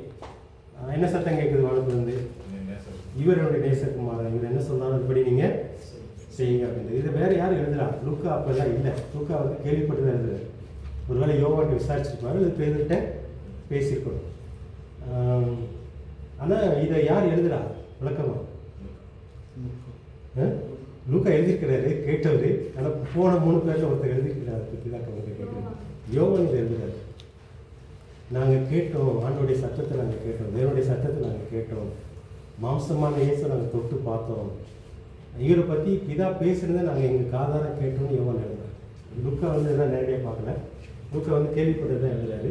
இந்த யோவான் வந்து பார்த்ததே எழுதுவார், நடந்த சம்பவத்தை எழுதுவார். அது வந்து ஒன்றையும் அந்த கடிதத்தில் கூட எழுதுவார். பார்த்துக்கணும். இதெல்லாம் முக்கியமானு சொல்லி பார்க்கணும். இதுதான் 9ஆம் அதிகாரத்தில் முக்கியமான சம்பவங்கள்லாம் நடக்க 5 ரொட்டி 2 மீன் வச்சு பண்ணுறது. அதுக்கப்புறம் தான் இதெல்லாம் நடக்குது. அதுக்கப்புறம் கீழே இறங்கி வராங்க. மீதி இருக்கிற அந்த 9 சீசர்கள் வந்து ஒரு பேய் பிடிச்ச பையனை வந்து விரட்ட பார்க்குறாங்க, முடியலை. இயேசு வந்ததுக்கப்புறம் அவங்க சீசர்லாம் திட்டி, ஏன் உங்களுக்கு எவ்வளோ விசுவாசம் இருக்குன்னு சொல்லிட்டு அப்புறம் அந்த பையனுக்கு வந்து விடுதலை கொடுக்குறாரு. அப்புறம் அவங்களுக்குள்ளே யார் பெரியவங்க இருக்காங்க, இதெல்லாம் நிறைய சம்பவம் இருக்குது. நீங்களாம் அப்புறம் பாருங்கள், உங்களுக்கு இந்த மாதிரி புக்கு கிடைச்சதுக்கப்புறம் நீங்கள் வாசிப்பாங்க. முக்கியமான சம்பவம் இருக்குதான் 9. 10ஆம் அதிகாரத்தில் பார்த்தீங்கன்னா இந்த நல்ல பங்குன்றது ரொம்ப முக்கியம். இந்த 10ஆம் அதிகாரம் வந்து 72 பேரை வந்து செலக்ட் பண்ணார். முதல்ல 12 பேரை செலக்ட் பண்ணார். அதுக்கப்புறம் 72 பேரை செலக்ட் பண்ணி எப்படி என்ன பண்ணுவார்? இந்த 10ஆம் அதிகாரத்தில் ஒரு முக்கியமான காரியம் கரெக்டாக சொல்ல முடியுமா? ஊழியத்துக்கு அனுப்புவார். எப்படி அனுப்புவார்? 2 பேராக ஒரு ஊருக்கு அனுப்புவார். எந்தெந்த ஊருக்கு அனுப்புவார்? யூதேயா. குறிப்பாக வந்து இந்த லூக்கா எப்படி எழுதுறாங்கன்னா, இயேசு எந்தெந்த ஊருக்கெல்லாம் போகணும்னு நினச்சாலும் அந்த ஊருக்கு இவங்க அனுப்புவார். ஆக்சுவலி இந்த ஊருக்கெல்லாம் போகணுன்னு இயேசுக்கு ஒரு பிளான் இருக்குது. இப்போ நம்ம பிகேஜேபிக்கெல்லாம் இயர்லி பிளான் போடுறோம். அப்போது அது மாதிரி வந்து இயேசுக்கு ஒரு பிளான் ஏற்கனவே இருக்குது, எந்தெந்த ஊருக்கு போய் ஊழியம் செய்யணும்னு சொல்லி. அந்த ஊர்களுக்கு இவங்க 72 பேர். அப்போ எத்தனை டீமாக போயிருப்பாங்க? 36 வில்லேஜுக்கு போயிருக்கணும். 36 கிராமங்களுக்கு 36 டீமாக போயிருக்கணும். அப்படி போகிறாங்க. சில ஊரில் போகும்போது சில காரியங்களை சொல்லி அனுப்புகிறாரு. ஊருக்கு போங்க, யாராவது உங்களை ஏற்றுக்கிட்டாங்கன்னா அந்த ஊருக்குள்ளே போய் அந்த வீட்டுக்கு நீங்கள் சமாதானம் சொல்லுங்கள், நீங்கள் எதை எடுத்துகிட்டு போக வேண்டாம், நீங்கள் ஊழியம் செஞ்சீங்கன்னா அதுக்கு சாப்பாடு அவங்க தான் அவங்க கொடுக்கணும், உங்கள் தேவையில்லை அவங்க தான் பார்க்கணும், வீட்டுக்கு போகாதுங்க, எந்த வீட்டில் ஏற்றுக்கிட்டாலும் அந்த வீட்டிலே கடைசி வரைக்கும் தங்கிடுங்க. அந்த ஊரில் போய் ஊழியம் செய்யும்போது அவங்களே உங்களுக்கு எல்லா தேவையும் சந்திப்பாங்க. ஒரு ஊருக்குள்ளே போகிறீங்க, யாரும் உங்களை ஏற்றுக்கல அப்படின்னா என்ன செய்யணும்? காலில் இருக்கிற தூசியை தட்டிட்டு வேறு ஊருக்கு போங்க, ஏன்னா அந்த ஊருக்கு ஒரு ஆபத்து வரப்போகுதுன்றது சொல்கிறீங்க. இந்த தூசியை தட்டுறது எதுக்காக அப்படின்னா, இந்த ஊருக்கு ஒரு ஆபத்து வரப்போகுது, நீங்கள் ஆபத்தில் சிக்க போகிறீங்கன்னு சொன்னீங்க. இதெல்லாம் வந்து அதுக்கப்புறம் அந்த 72 பேர் திரும்ப வராங்க. வந்துட்டு சந்தோஷமாக என்ன சொல்கிறாங்க? உங்கள் பேர் சொன்னோன்னே பேயெல்லாம் பயந்து ஓடுது அப்படின்னு சொல்லி. அப்போ ஏசு என்ன சொல்கிறாரு? நீங்கள் அதை நினச்சி சந்தோஷப்படாதுங்க, அது வந்து நடக்கிற சம்பவம் தான். நான் எதை நினச்சி சந்தோஷப்படுங்க? உங்கள் பேர் வந்து ஜீவ புஸ்தகத்தில் இருக்கிற நினச்சி நீங்கள் சந்தோஷப்படுங்க அப்படின்னு சொல்லி அதெல்லாம் சொல்கிறாரு. அப்புறம் மற்ற போதனைகள் அதில் பார்க்கணும். முக்கியமானது வந்து 10ஆம் அதிகாரத்தில் தான். இந்த கடைசி இது பார்த்தீங்கன்னா, இந்த மரியாள் வீட்டுக்கு இயேசு போகிறாரு, மார்த்தாள் மரியாள் வீட்டுக்கு. மரியாள் தன்னை விட்டு எடுபடாத நல்ல பங்கை தெரிந்து கொண்டாள். மார்த்தாளை பற்றி சொல்கிறாரு. இது எதுக்காக சொல்கிறார் அப்படின்னா, நம்ம எல்லாருக்குமே இயேசுக்குள்ளே ஒரு பங்கு இருக்குது. அதுதான் நல்ல பங்குன்றது.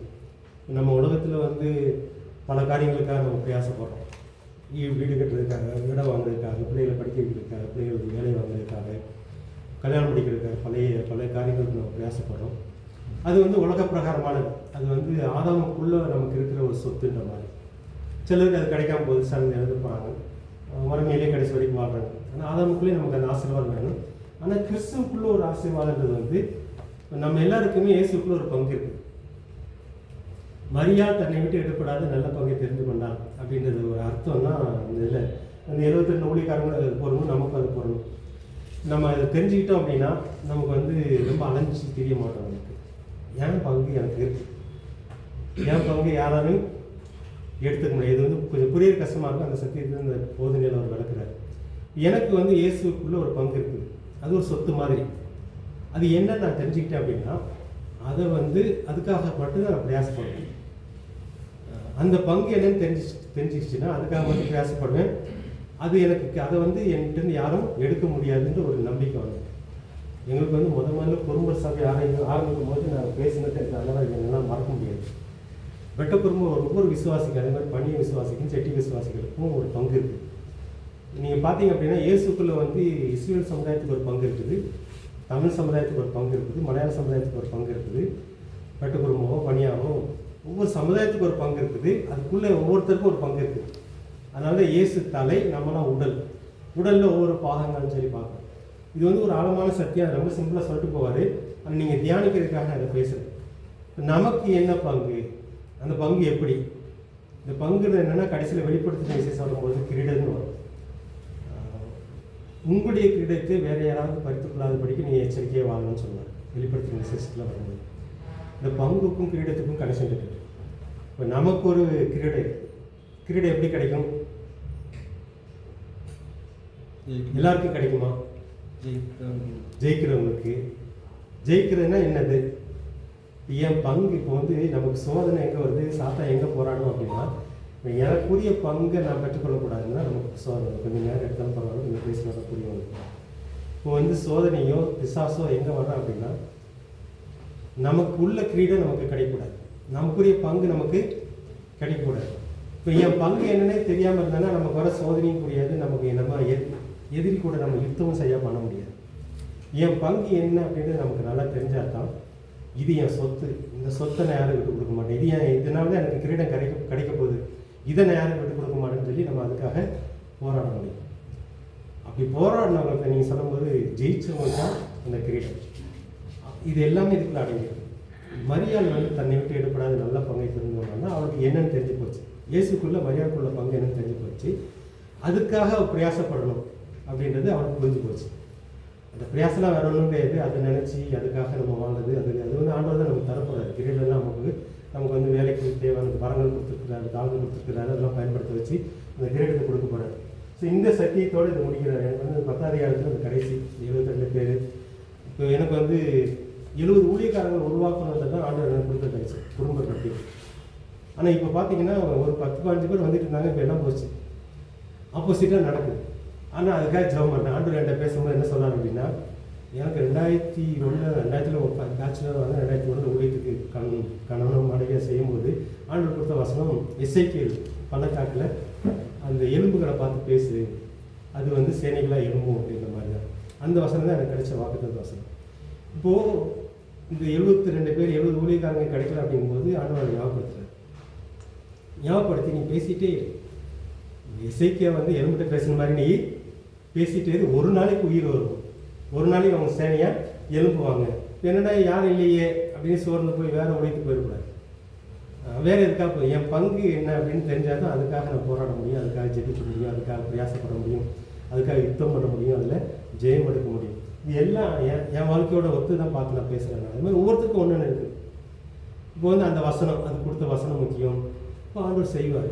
நம்ம வந்து அதை மறந்துடக்கூடாது, அதை சோர்ந்து போயிடக்கூடாது, விட்டுட்டு போயிடக்கூடாது. ஆனால் தொடர்ந்து நம்ம எங்கேயோ பேசிகிட்டு இருக்கிறோம். ஏதோ ஒரு மக்கள்கிட்ட நம்ம அந்த ஊழியக்காரங்களுக்குரிய காரியங்களை பேசிகிட்டு இருக்கணும், அந்த தரிசனத்தை வளர்த்துட்டே இருக்கணுன்றதை ஆண்டவர் சொல்கிறாங்க. ஸோ இந்த மாதிரி ஒவ்வொருத்தருக்கு இப்போ நீங்கள் உங்கள் பங்கு என்னன்னு தெரியும். நான் இதெல்லாம் ஏன் சொல்ல வரேன்னா, இயேசுக்குள்ளே உங்களுக்குள்ள பங்கு என்ன அப்படின்னு நீங்கள் தெரிஞ்சுக்கிட்டீங்கன்னா, அதுதான் கும்மி நேற்றுக்கு பேசும்போது சொன்னது, எனக்கு என்ன வாரம் கொடுத்துருக்குற, என்ன தாழ்ந்து கொடுத்துருக்குற, என்ன எதிர்பார்க்குறதுன்னு புரியல. இப்போ வந்து பல சூழ்நிலைகள், வசனங்கள் மூலமாக, சூழ்நிலை மூலமாக, ஆண்டவர் கொடுக்குற பாரங்கள் மூலமாக அதெல்லாம் தெரிஞ்சுக்கணும். தெரிய நம்ம அதுக்காக பிரயாசப்படணும். ஸோ அதுக்காக பிரயாசப்படப்பட நமக்கு யுத்தம் எங்கன்னு நமக்கு நல்லா தெரியும். இல்லைன்னா சாத்தானுடைய தந்திரம் என்ன அப்படின்னா, நம்ம எதிரியை ஆளை மாற்றிடும். நம்ம கிரீடத்துக்காக நம்ம போராடாமல் வேற ஒரு காரியத்துக்காக போராட வச்சோம். போட்டி பொறாமைகளை கொடுத்துட்டு வேற யார் கூட நம்ம சண்டை போட்டுட்ருக்கோம். தேவையில்லாத சண்டை நடக்கும், தேவையில்லாத போட்டி பொறாமைகள் நடக்கும், முக்கியமான லக்கை விட்டுருவோம். ஸோ அதனால தான் இது ரொம்ப முக்கியம்னு சொல்லி பார்க்குறோம். நல்ல பங்குன்றது. அதுக்காக நீங்கள் பின்னாடியெல்லாம் நீங்கள் ஜெபம் பண்ணுங்கள். இந்த 10ஆம் அதிகாரத்தில் வந்து 72 ஊழியக்காரங்களை வச்சு அவர் இது சொல்லும்போது மரியாதை வச்சு தான் சொல்லணும், மாத்தாள் மரியாதை வச்சு தான் சொல்லலாம். மரியாள் வந்து தன்னை விட்டு எடுப்பட நல்ல பக்கம். நான் மாத்தாள் வந்து பல காரியங்களுக்காக பிரயாசப்படுறேன், கவலைப்படுறான், அலைஞ்சு திரியிறான், இயேசுக்கு சமைச்சு கொடுக்குறேன். அந்த மாதிரி நிறைய ஊழியக்காரங்க இருக்கிறாங்க. நீங்கள் அப்படி இருக்காதுங்க அப்படின்னு தான் நமக்குரிய சத்தியம். சரி, 11ஆம் அதிகாரம். வேண்டுதல் செய்து ஜெபம் பண்ணி ஆவியானவர் வழிநடத்துவதோடு கடவுளுடைய வார்த்தையால் உள்ளத்தை சுத்தமாக்கி மற்றொரு கடவுளோடு சேர்ந்து வர உதவ வேண்டும். இந்த அதிகாரத்தில் வந்து நீங்கள் மொத்தமாக வாசித்தீங்கன்னா நிறைய போதனைகள் வருது. முக்கியமாக பார்த்தீங்கன்னா ஜெபம் பண்ணணும். ஜெபம் பண்ணும்போது ஆவியானுடைய வழிநடத்துவதற்காக ஜெபம் பண்ணணும். அப்புறம் ஆண்டுடைய வார்த்தையை வச்சு நம்ம உள்ளத்தை சுத்தமாக்கணும். சுத்தமாக்கி மற்றவங்க ஆண்டவரோடு சேர்ந்து வாழ்றதுக்கு உதவி செய்யும். இந்த நாட்களில் பார்த்தீங்கன்னா எனக்கு 4 விசுவாசி, நான் பெரிய, எனக்கு 10 விசுவாசி, எனக்கு 1 லட்சம் விசுவாசி, மெகா சர்ச் அப்படின்ற மாதிரி போயிடுச்சு. அது இல்லை. இது வந்து நீங்கள் ஆண்டவரோட பழக வைக்கணும். ஆனால் நம்ம ஊழியக்காரங்க அப்படின்னா நம்ம பழகிறோம், மற்றவங்கள பழக வைக்கணும். ஸோ அந்த காரியத்தில் இதில் 11ஆம் அதிகாரத்தில் முக்கியப்படுத்துகிறாரு. 12ஆம் அதிகாரத்துலேயும் வேறு சில போதனைகள் வந்து தலைக்கு விட்டுட்டேன் நான். பரிசேயர் வந்து புளிச்ச மாவு மாதிரி அவங்க பழைய உபதேசத்தை பேசிகிட்டே இருப்பாங்க. நாங்கள் அப்படி இருந்தோம், எங்கள் முன்னோர்கள் இப்படி இருந்தாங்க, அவங்க வந்து உங்களை வாழ்க்கை கெடுத்துருவாங்க, நீங்கள் எச்சரிக்கை இருந்தாங்க அப்படின்ற மாதிரி. எப்படி கொஞ்சம் புளிச்ச மாவு எல்லா மாவையும் குளிக்க வச்சுருவாங்க மாதிரி இந்த பழங்காரியங்களை பேசுகிறவங்க, நாங்கள் அந்த காலத்தில் அப்படி இருந்தோம், இந்த காலத்தில் அந்த சபை அப்படி இருந்துச்சு, அதை பற்றி நீங்கள் ரொம்ப இது பண்ணாங்க அப்படின்ற. அப்புறம் யாருக்கு பயப்படணும், யாருக்கு பயப்படக்கூடாது, ஞாபகம் தான் என்ன சொல்ல வர்றாரு. உடம்பை மட்டும் கொள்றவங்களுக்கு நீங்கள் பயப்படாதுங்க, ஆனால் உள்ளே இருக்கிற ஆத்மாவையும் ஆவியும் நரகத்தில் தள்ளி அழிக்க வரல கடவுளுக்கு நீங்கள் பயப்படுங்க. மனுஷனுக்கு வந்து உடம்பு மட்டும் தான் அழிக்க முடியும், அதுக்கு மேலே அவங்களால ஒன்றும் செய்ய முடியாது அப்படின்னு சொன்னார். இந்த பரிசையெல்லாம் வந்து இயேசு கொல்ல போகிறாங்க, இந்த மாதிரி சீசர்லேயும் கொல்ல போகிறாங்க. ஆனால் அவங்களுக்கு நம்ம பயப்பட வேண்டாம், அவங்களால உடம்பு மட்டும் தான் கொல்ல முடியும் அப்படின்ற சத்தியத்தை வளர்க்குறாரு. அப்புறம் இயேசுவை பற்றி பேசுறதுக்கு நீங்கள் பயப்பட வேண்டாம், வைக்கப்பட வேண்டாம். ஒருவேளை நீங்கள் சாகவே நேர்ந்தா கூட ஆவியானோட உதவி கிடைக்கும். ஆனால் கிடைச்சது ஆதி திருச்சபையில் உள்ள சீசர்களுக்கு கிடைச்சிருக்காங்க. அப்புறம் சொத்து சுகத்தை மட்டும் நீங்கள் நம்பி வாழாதாங்க. எப்போவுமே நமக்கு வந்து சொத்து இருக்கலாம், வீடு இருக்கலாம், இருக்க சொத்து சுகம் வேண்டாம்னா இல்லை. ஆனால் அதை நம்பி வாழ்ந்தீங்கன்னா நீங்கள் முட்டாள். எதை நம்பி வாழ்ந்தா போகும்? நம்ம கூட இயேசு இருக்கிறார், நமக்குள்ள ஆவியானவர் இருக்கிறாரு, அதை நம்பி வாழணுன்றதான் முக்கியம். அப்புறம் கவலைப்படாதுங்க, அதுதான் நம்ம பணியாக பாட்டு, மேலே பறக்கல பக்கில அந்த பாட்டில் வர்றது. நீங்கள் வந்து கவலைப்படுறதுனால உங்களால் ஒன்றுமே செய்ய முடியாது. கவலைப்படுறதுக்கு பதில் நீங்கள் எல்லாத்தையும் சொல்லுங்கள், ஆண்டோட சொல்லி ஜெபம் பண்ணுங்க அப்படின்னாரு. இப்போலாம் கவலை வருதோ அப்போலாம் என்ன செய்யணும்? கவலை வரும், மனுஷன் இருக்கும்போது வரும்போது என்ன செய்யணும்? ஜெபம் பண்ணாரு, ஆண்டோட சொல்லணும். அதை நம்ம தலையில் போட்டுக்கிட்டே இருக்கக்கூடாது. அப்புறம் இயேசு வந்து இயேசுடைய வருகைக்காக எப்படி காத்திருக்கணும்னு சொல்கிறாரு. அவர் வந்து சாக போகிறத ஒரு முழுக்குன்னு தான் சொல்கிறார். இயேசு வந்து சாக போகிறது வந்து தண்ணீர் முழுக்கு, தண்ணியில் முழுக்கிற மாதிரி மரணத்துக்குள்ளே நான் ஒரு முழுக்கு எடுக்க போகிறேன் அப்படின்னு அர்த்தம் புரியுது. மரணத்தில் ஒரு முங்கி எண்ணிக்கிறது அப்படின்றார் இயேசு தன்னுடைய மரணத்தை பற்றி. உயிர்த்தெழுதல் வேற, மரணத்தில் முங்கி எண்ணிக்கிறதுன்னு என்ன? இயேசுடைய மரணத்துக்குள்ள நிறைய சத்தியங்கள் நடந்திருக்குது. பாவத்தை தொலைச்சிட்டு வர்றது வேற, பாவத்துக்குரிய வல்லமை இல்லாமல் ஆக்கிட்டு வர்றது வேற, சாபம், விடுதலை, அது உயிர்த்தெழுதலுக்குள்ள வேற ஏதாவது முழுக்கினாலே முங்கி எந்திக்கிறது, செத்து உயிரோடு வர்றது. இது வந்து என்னென்னா ஆதாம் வந்து அழிக்கணும், ஆதாமுடைய காரியம். இப்போ வந்து ஆதாமுக்கு எல்லாத்தையும் படைச்சிட்டு எல்லாத்தையும் ஆண்டுகணும்னு சொல்லி ஆதாம் கையில் ஆண்டவர் கொடுக்குறாரு. அதை யார்கிட்ட வித்துறான்? பிசாஸ்ட்டை வித்துறான். அதனால தான் சாத்தான் வந்து இதெல்லாம் எனக்கு கொடுக்கப்பட்டதுன்றான். அது வந்து ஆதாம் கையிலேருந்து வாங்கினதுனால தான் சாத்தான் சொல்ல. இப்போ இயேசு என்ன சொல்கிறாருன்னா அதை திரும்ப எடுத்து நம்மளுக்கு கொடுக்குறாரு. இது வந்து ஆதாமுக்குள்ளே அவர் தன்னை ஆதாமா மறித்து புதிய ஆதாமாக வந்து நம்மளாம் புதிய ஆதாமுக்குள்ள புது மனுஷனாகிறோம். ஸோ அந்த அதிகாரத்தை நமக்கு வாங்கி கொடுக்குறாரு. கொஞ்சம் புரிய கஷ்டமாக இருக்கும். ஆதாம் வித்த அதிகாரத்தை, ஆதாம் வித்த உரிமையை இயேசு வந்து மரணத்தின் மூலமாக வாங்கி நம்ம கையில் கொடுக்குறாரு. ஸோ இது எல்லாமே அந்த முழுக்குகள் அடைகிறது. முழுக்குன்னா உள்ள முங்குறது, அப்புறம் எந்திக்கிறது சொல்லி பார்க்குறோம். அப்புறம் அவங்கள திட்டுறாரு, நீங்கள் காற்றெல்லாம் பார்த்து இன்றைக்கி மழை பெய்யும், நாளைக்கு வெயில் அடிக்கும்லாம் சொல்கிறீங்க பரிசையை பார்த்து. ஆனால் உலகத்தில் நடக்கிற சம்பவத்தை வச்சுட்டு நான் வந்து எதுக்காக வந்தேன், அதெல்லாம் உங்களால் புரிஞ்சுக்க முடியும், ஆனால் உங்களுக்கு மனசு இல்லை அப்படின்னு சொல்லி பரிசையை திட்டுறாரு. 12ஆம் அதிகாரம். அப்புறம் 13 இயேசுடைய போதனைகள் தான். நீங்கள் குற்றங்கரைக்கு மனம், அதாவது பாவத்துக்காக நீங்கள் மனம் திரும்பினா அவங்களுக்கும் அழிவு நிச்சயம் அப்படின்ற விளக்குறாரு. அப்புறம் பலன் கொடுக்காத மரம் வந்து வெட்டப்பட்டு அக்னியிலே போடப்படும். அப்புறம் 18 வருஷம் கூனி குறுகி வாழ்ந்த ஆபிரகாமுடைய சந்ததியாகிய ஒரு பெண்ணை நிமிர்ந்து நடக்க வைக்கிறாரு. சிறிய விதை முளைத்து மரமாக வளர்ந்து பறவைகளுக்கு கூடி கட்டி வசிப்பது போல கடவுளுடைய ஆட்சி இருக்கும். ஆண்டோடைய ஆட்சி வந்து வெளிப்படையாக பார்க்க முடியாது, சின்ன விதை விழுந்து அது பெரிய மரமாக்குற மாதிரி ஆகும். அப்புறம் தேவனுடைய ஆட்சி வந்து புளித்த மாவுக்கு, இந்த இடத்துல இந்த புளித்த மாவு வேறு விதத்தில் உண்மையாக சொல்கிறாரு. அது எப்படி எல்லாத்தையும் மாவை வந்து பெருசாக்கும், அதே மாதிரி ஆண்டோடைய ஆட்சி இருக்கும் அப்படின்றாரு. எல்லாருமே ஏன் ரட்சிக்கப்பட முடியாதுன்னு கேட்கும்போது எல்லாருமே கீழ்ப்படியதில்லை அப்படின்னு சொல்லி அடுத்ததில் சொல்கிறாரு. அப்புறம் எருசலேம் காக்கிற மக்கள் வந்து இயேசு எத்தனையோ தடவை போகிறாரு, காப்பாற்றும், அவங்க ஏற்றுக்கொள்ளல. அதனால் அந்த எருசலேம் நகரத்துக்கு வர அழிவை பற்றி தீர்க்க தரிசனமாக இயேசு சொல்கிறான்னு சொல்லி பார்க்கணும். எல்லாம் இடத்துல அடுத்து இயேசுடைய போதனைகள் தான். ஓய்வு நாளில் வந்து சுகமாக்கலாமா கூடாதா அப்படின்னு சொல்லி கேட்டுட்டு சுகமாக்குறாரு. அப்புறம் நம்ம உயர்த்தி பார்த்தோம், உயர்த்தி காட்டணும் அப்படின்னா நம்ம தாழ்ந்து போக வேண்டிய வரும். நம்ம தாழ்த்தும் போது ஆண்டவர் நம்மளை உயர்த்துவார். ஒரு கல்யாண வீட்டுக்கு போனீங்கன்னா நீங்கள் வந்து சாதாரண இடத்துல உட்காருங்க, உங்களுக்கு மதிப்பு கொடுக்கணும் அப்படின்னா அவங்க கூப்பிட்டு நல்ல இடத்துல உட்கார வைப்பாங்க. இல்லை நீங்கள் நல்ல இடத்துல உட்காந்தீங்கன்னா திடீர்னு உங்களோட பெரிய ஆள் வருவார், உங்களோடைய முக்கியமான வரும்போது ஐயோ இந்த இடத்த இப்போது 2 நாளைக்கு முன்னாடி நடந்துச்சு, ஞாபகம் வந்து ஊழியர் கூடைகள் நடந்துச்சு. அதாவது இவருக்கு ஒரு இடத்த கொடுத்தாங்க, அப்புறம் வேற ஒருத்தர் உட்கார வந்தார், இல்லை அவர் உட்காரட்டும் அப்படின்னு சொல்லி. இதெல்லாம் வந்து எப்போவுமே நம்ம தாழ்ந்து பார்க்கும்போது, தாழ்ந்த இடத்துக்கு நம்ம போகும்போது உயர்ந்த இடம் நமக்கு கிடைக்கிச்சு. எனக்கு சந்தர்ப்பம் மட்டும் அது புரியும். அப்புறம் கடவுள் தரும் விருந்து பற்றி இயேசுடைய போதனை, அது விருந்து மாதிரி தான் இருக்கும். நமக்கு நித்திராஜை வந்து ஒரு விருந்து சாப்பிட்ற மாதிரி இருக்கும். சும்மா ஆவியாங்க அலை போகிற கிடையாது, நம்ம உயிர் தந்ததுக்கப்புறம் அது வந்து விருந்து சாப்பிட்ற மாதிரி இருக்கும் அப்படின்னு பார்க்குறாரு. இயேசுடைய சீடராக உண்மையிலேயே யார் வாழ முடியும்? எல்லாத்தையும் வெறுக்கணும், நம்மளே வெறுக்கணும் அப்படின்னா வேண்டாம் ஒதுக்குறது கிடையாது. எல்லாத்தோட முக்கியத்துவம் ஆண்டவருக்கு கொடுக்கணும். அவருக்கு முக்கியத்துவம் கொடுக்கும்போது நமக்கு எது முக்கியம்னு அவருக்கு தெரியும், நம்ம குடும்பத்துக்கு எது முக்கியம்னு அவருக்கு தெரியும். அதை விட்டுட்டு வந்து நம்முடைய முக்கிய காரியங்களை நம்ம பெருசுப்படுத்துறது, நம்முடைய குடும்ப காரியங்களை, ஊழிய காரியங்களை முக்கியப்படுத்தும் போது அவருக்குரிய மதிப்பு குறைஞ்சிருது. அதனால தான் தன்னைத்தான் வெறுத்து அவனவன் தன் சிலுவை எடுத்துக்கொண்டு சுமக்கணும் அப்படின்னா, நம்ம சிலுவை சுமக்கிறதெல்லாம் கிடையாது. ஆசை, அதாவது நம்ம விருப்பத்தை விட ஒரு ஆசை வருது, ஆசை வந்தவொடனே என்ன சொல்லணும் அப்படின்னா, இந்த ஆசை நீங்கள் கொடுத்த ஆசையாக இருந்தால் எனக்கு கிடைக்கட்டும், இல்லை என் சொந்த ஆசையாக இருந்தால் என்ன சொல்லணும், தன்னைத்தான் வெறுக்கிறதுன்னு என்ன அப்படின்றது தான் பார்க்கணும். அவனவன் தன்னைத்தான் வெறுத்து அவனவன் தன் சிலுவை சுமந்து கொண்டு என்னை பின்பற்ற கடவுள், அவன் தான் உண்மையான சீசனாக இருக்க முடியுன்றாங்க.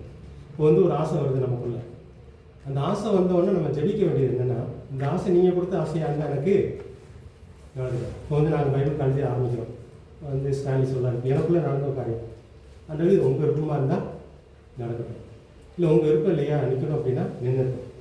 இப்போ எனக்கு நாங்கள் இது ஒன்றும் கிடையாது, நான் சாகிறேன். இதுதான் உதாரணத்துக்கு நான் சொல்கிறேன். இது மாதிரி ஒவ்வொரு ஆசைகளும் வரும், ஒருத்தங்களுக்கு ஒவ்வொரு ஆசைகளும் வரும். இப்போ வந்து நான் செத்துட்டேன் அப்படின்னா நடந்தாலும் ஒன்று நடக்கணும் ஒன்று. இப்போ அவர் நினச்சா என்னை கொண்டு செய்யட்டும், அவர் ஆசைப்பட்டு என்னை கொண்டு நடத்தட்டும்.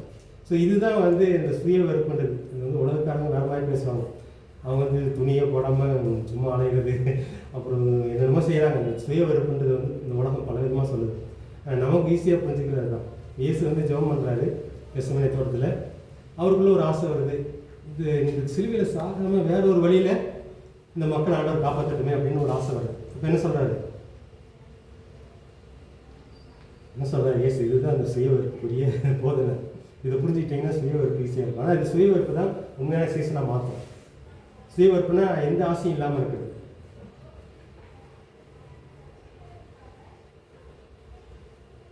இயேசு என்ன சொல்லி ஜெபம் பண்ணாரு? ஆசை இதுதான், அதாவது நான் சிலுவையில் சாகாமல் வேற வழியே இந்த மக்களை காப்பாற்றணும், நீங்கள் காப்பாற்றுங்களே அப்படின்னு சொல்லி ஆசை வருது ஜெபிக்கும் போது. இப்போ என்ன சொல்கிறாருன்னா, இருந்தாலும் ஏன் சித்தம் அல்ல உங்கள் சித்தப்படி நடக்கணும். இந்த சுய வெறுப்பு அல்லது சிலுவை சுமந்தோண்டே பின்பற்றுதுன்னா இதுதான். இது ஒவ்வொரு இடத்துல நம்ம செய்ய தான் நமக்கு பழகும். பெரிய ஆசைகள் போகும், அப்புறம் சின்ன ஆசைகள் எல்லாமே குறைஞ்சி கடைசியில் நம்மளும் இயேசுவும் இருக்கிற ஒன்றாயிடும். அவர் ஆசைப்படுறது மட்டும் எனக்கு ஒன்று செய்யட்டும், எனக்குன்னு ஒரு ஆசை வேணான்ற மாதிரி வந்துடும். ஸோ அதை பற்றி தான் இங்கே போதிக்கிறது. இந்த உப்பு சாப்பாட்டு சுவையாக்கும். அது மாதிரி நம்ம இயேசுவோட சேர்ந்து வாழும்போது நம்ம வாழ்க்கை மற்றவங்களுக்கு சுவையாக இருக்கும் அப்படின்ற போதையும் அதில் கடைசியில் முடிக்கிறார். ஸோ நீங்கள் இப்படி வாழ கடைசியில் நம்மளும் இயேசு ஒன்றாயிடும். நம்மளுக்கு வந்து இயேசு என்ன ஆசைப்படுறாரு அது மட்டும் செய்வோம். கடைசியில் வந்து நம்ம மூலமாக மக்களுக்கு வந்து ஒரு சுவை போகும். நம்ம வாழ்க்கை மூலமாக மற்றவங்க வாழ்க்கையில் ஒரு சுவை ஏற்படும். அதுதான் உப்பை பற்றி உள்ள போகுதுன்னு சொல்லி பார்க்குறோம். 15 அதிகாரம். 15 அதிகாரத்தில் முக்கியமாக வந்து தொலைந்த ஆடு, பணம், மகன். இந்த 15 அதிகாரம் 3 வளர்க்குறாரு. இது ஏற்கனவே உங்களுக்கு தெரிஞ்சது தான். ஒரு அப்பாவுக்கு 2 பிள்ளைங்க, அது கீழே வரும். அதுக்கு முன்னாடி வந்து தொலைஞ்ச ஆடு எதை குறிக்குது, பணம் எதை குறிக்குது, மகன் எதை குறிக்கிறாங்க. ஏன் 3 ஊமை சொல்கிறார்? ஒரே ஒரு ஊமையில் சொல்லி முடிச்சிடலாம். ஒருத்தருக்கு வந்து 100 ஆடு இருக்குது, அதில் ஒரு ஆடு தொலைஞ்சு போயிடுச்சு. ஆனால் அவங்க 99 விட்டுட்டு தேடி போகிறாரு. தேடி போகணுன்னு அவசியம் இருக்குதா? ஏன் தேடி போகிறாரு? ஏன் ஆடு ஊமை? அவங்க தான் தேவை. சரி, தொலைஞ்சு போனவங்க தான் தேவை. இந்த ஆட்டுக்குரிய சுபாவத்தை நம்ம ஏற்கனவே பார்த்தோம். வெள்ளாடு செம்மறியாடு நம்ம பார்த்தோம்.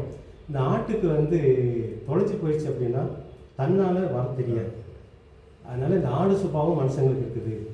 ஆண்டவர் விட்டு தொலைஞ்சு போனவங்களுக்கு வந்து ஏன் ஊழியக்காரங்களை அனுப்புகிறாங்க, 72 பேர் அனுப்புகிறாரு, இங்கே வந்து சாகுறாரு அப்படின்னா, இந்த மனுஷங்களுக்கு ஆண்டவர் விட்டு தொலைஞ்சு போன மனுஷங்களை யாராவது தேடி போனால் தான் கண்டுபிடிச்சி திரும்ப சேர்க்க முடியும். ஸோ அதுதான் நோக்கம். ஆடு ஓமையை வச்சு நம்ம என்ன தெரிஞ்சுக்கணும்னா, நம்மளாம் ஆடு மாதிரி, மனுஷங்க எல்லாமே ஆடு மாதிரி. இப்போ ஏன் குடும்பர் மத்தியில் தேடணும், செட்டி மக்கள் மத்தியில் தேடணும், இயேசு பற்றி நாங்கள் சொல்லிட்டோம் எல்லாரும் வரட்டும் அப்படின்னு இருக்கலாம். அது இல்லை, தேடணும். ஆடுக்குரிய குணாதிசயம் அது எங்கேயாவது சிக்கிட்டுச்சுன்னா அதால் வெளியில் வர முடியாது. யாராவது போய் ஹெல்ப் பண்ணால் தான் அதை எடுத்து விட முடியும். அந்த மாதிரி சுபாவத்தை தான் வளர்க்குறாரு. பணம் எதுக்காக சொல்கிறாரு? ஒரு பெண்ணுக்கு வந்து 10 காயின் இருக்குது, வெள்ளி துட்டு. அதில் 1 தொலைஞ்சிச்சு. விளக்க கொளுத்தி தேடுறா. அது எதை குறிக்குது? எதுக்காக அந்த உண்மை சொல்கிறாரு? இவங்க தொலைஞ்ச ஆத்மாவுக்கு ஒரு மதிப்பு இருக்குது. நீங்கள் அது வந்து வெளிச்சத்தை வச்சு தேடணும், வசனத்தின் மூலமாக தேடணும். அது வேறு. இப்போ நீங்கள் ஒரு ஆத்மாவை கொண்டு சேகரிங்க அப்படின்னா, உலகத்தில் வந்து 1 கோடி சம்பாதிக்க பாடுபடுறாங்க, 10 கோடி சம்பாதிக்க பாடுபடுறாங்க. பெரிய ஆசிரியர்கள்லாம் 1000 கோடி, பெரிய ஊழியக்காரங்களும் 1000 கோடிக்கு போயிட்டாங்க. அரசியலுக்கு சமமாக சிலலாம் 3000 கோடி வச்சுருக்கிறாங்க. ஸோ அவங்களுக்கு ஒரு மனசில் ஒரு இது இருக்குது. இத்தனை கோடி சம்பாதிச்சா இத்தனை தலைமுறை வாழணும் இருக்குது. நமக்கு என்ன இருக்கணும்? ஆத்மாவை தேவை. நமக்கு அதை விட பெருசு ஒரு ஆத்மா வந்துருச்சு அப்படின்னா அதோட பெரிய மதிப்பு இருக்குது. ஒரு ஆத்மா நம்ம வந்து இயேசு கொடுக்கணும்னு சேர்க்குறோம் அப்படின்னா அதுக்கு ஒரு மதிப்பு இருக்குது. ஸோ அந்த மதிப்பு பற்றி தான் அந்த பணத்தின் மூலமாக வளர்க்குறாரு. மகனை ஏன் வளர்க்குற? ஒரு அப்பாவுக்கு 2 பசங்க, அதில் ஒரு பையன் சொத்தை கேட்குறான், பிரித்து வாங்கிட்டு போகிறான், ஊதாரித்தனமாக செலவு பண்ணுறான். கடைசியில் திரும்ப வரான். திரும்ப வரும்போது அப்பா ஏற்றுக்கிறார். வேலைக்காரனாக தான் வர்றான், ஆனால் அப்பா வந்து பிள்ளையை ஏற்றுக்கிறாரு. இது எதுக்காக இந்த உண்மை? சொத்தை விட அவன் பெருசு. வேற ஆத்மா வேற. இங்கே அவர் சொல்லுவார், செத்தவன் உயிரோடு வர மாதிரி இருக்கும். முதல்ல வந்து பார்த்தோம், ஆடு வந்து தேடினா தான் ஆடுக்கு உதவி தேவை. 2வது வந்து மதிப்பு இருக்குது, ஆத்மாவுக்கு மதிப்பு இருக்குது. 3வது வந்து ஒரு உறவு. அதாவது செத்த புள்ள உயிரோடு இருந்துச்சு அப்படி இருக்கும். அது வந்து குடும்பத்தில் இறந்தவங்களுக்கு தான் தெரியும் இருக்கும்.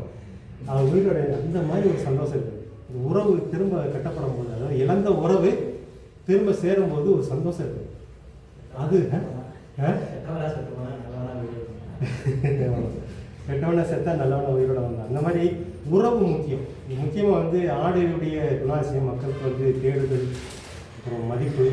3வது வந்து உறவு. அதனால தான் வந்து ஒருத்தர் ரட்சிக்கப்பட்டவொன்னே பல்லவர் ராஜ்யத்தில் அவ்வளோ சந்தோஷம். இங்கே ஒருத்தர் மன திரும்பினோம்னா அங்கே ஒரு காரியம் நடக்குது. ஸோ அந்த உறவு வந்து செத்த உயிரோடு வந்த மாதிரி ஒரு சம்பவம் நடக்குது. ஸோ இந்த மாதிரி 15 அதிகாரம் இந்த 3 நடக்குது. இதை கேட்க விரும்புறீங்களா? 14 பணமும் பணக்காரனும். பணம் வந்து பாவம் கிடையாது. அந்த பணத்தை கையாளுற விதம் முக்கியம்னு சொல்லி பார்க்குறோம். நம்ம சிறிய பொறுப்பானாலும் அது நம்ம நல்லா செய்யும்போது நமக்கு பெரிய பொறுப்பு கிடைக்கும். சில நேரத்தில் நமக்கு பெருசு இன்னும் முன்னேற முடியல, இன்னும் பதவி கிடைக்கல நமக்கு இருக்கும். ஆனால் கொடுத்த சின்ன பொறுப்பை நம்ம நல்லா செய்யணும், கொடுத்த சின்ன வேலையை நம்ம நல்லா செய்யணும். பணத்தை எப்படி கையாளணும்? பணம் வந்து நம்மளை வந்து வேலைக்காரனாக இருக்கக்கூடாது, நமக்கு பணம் வேலை செய்யணும், இதுதான் முக்கியம். பணம் கையில் இருக்கலாம், இந்த பணம் வந்து நமக்கு வேலைக்காரனாக இருக்கும். பணம் வந்து நம்மளை வேலைக்காரனாக ஆச்சுன்னா சிக்கல். ஸோ அதை வளர்க்குறாரு. அப்புறம் கடவுள் வந்து மனுஷனுக்கு எதுக்கு சட்டத்திட்டத்தை கொடுத்தாரு அப்படின்றத வளர்க்குறாரு. ஏன்னா கீழ்ப்படியாதவங்களுக்கு தான் சட்டத்திட்டம் தேவை. கீழ்ப்படுத்திட்டோம் அப்படின்னாலே நமக்கு ஆவியோட நடத்துதல் போதும் அப்படின்னாரு. அப்புறம் பணக்காரருடைய மரணத்துக்கு பின்பாக அவனுக்கு ஏற்பட்ட பரிதாப நிலை, இது உங்களுக்கு தெரியும். பணக்காரன் லாசரும். ஏன் பணக்காரன் வந்து நரகத்துக்கு போனான்? பணக்காரனா இருந்ததுனால மட்டும் நரகத்துக்கு போனானா?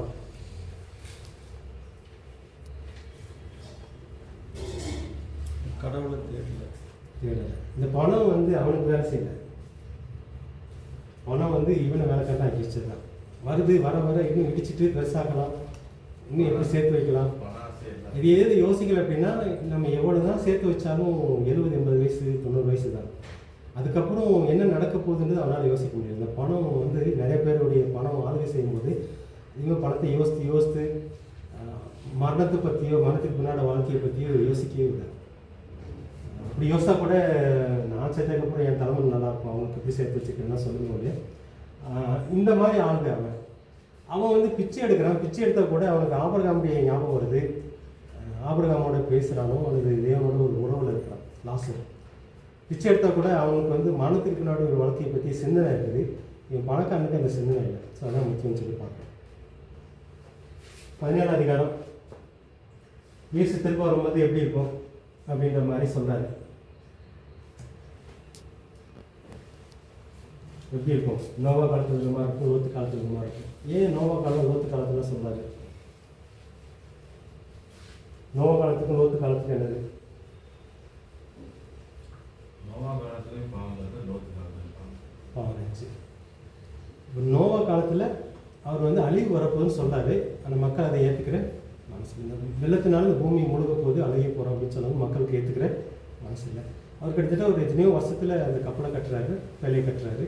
ஆனால் மக்களுக்கு வந்து தங்களுடைய வாழ்க்கையை காப்பாற்ற மாட்டேன் எண்ணம். அதே மாதிரி தான் கடைசி காலத்தில் இருப்பாங்க.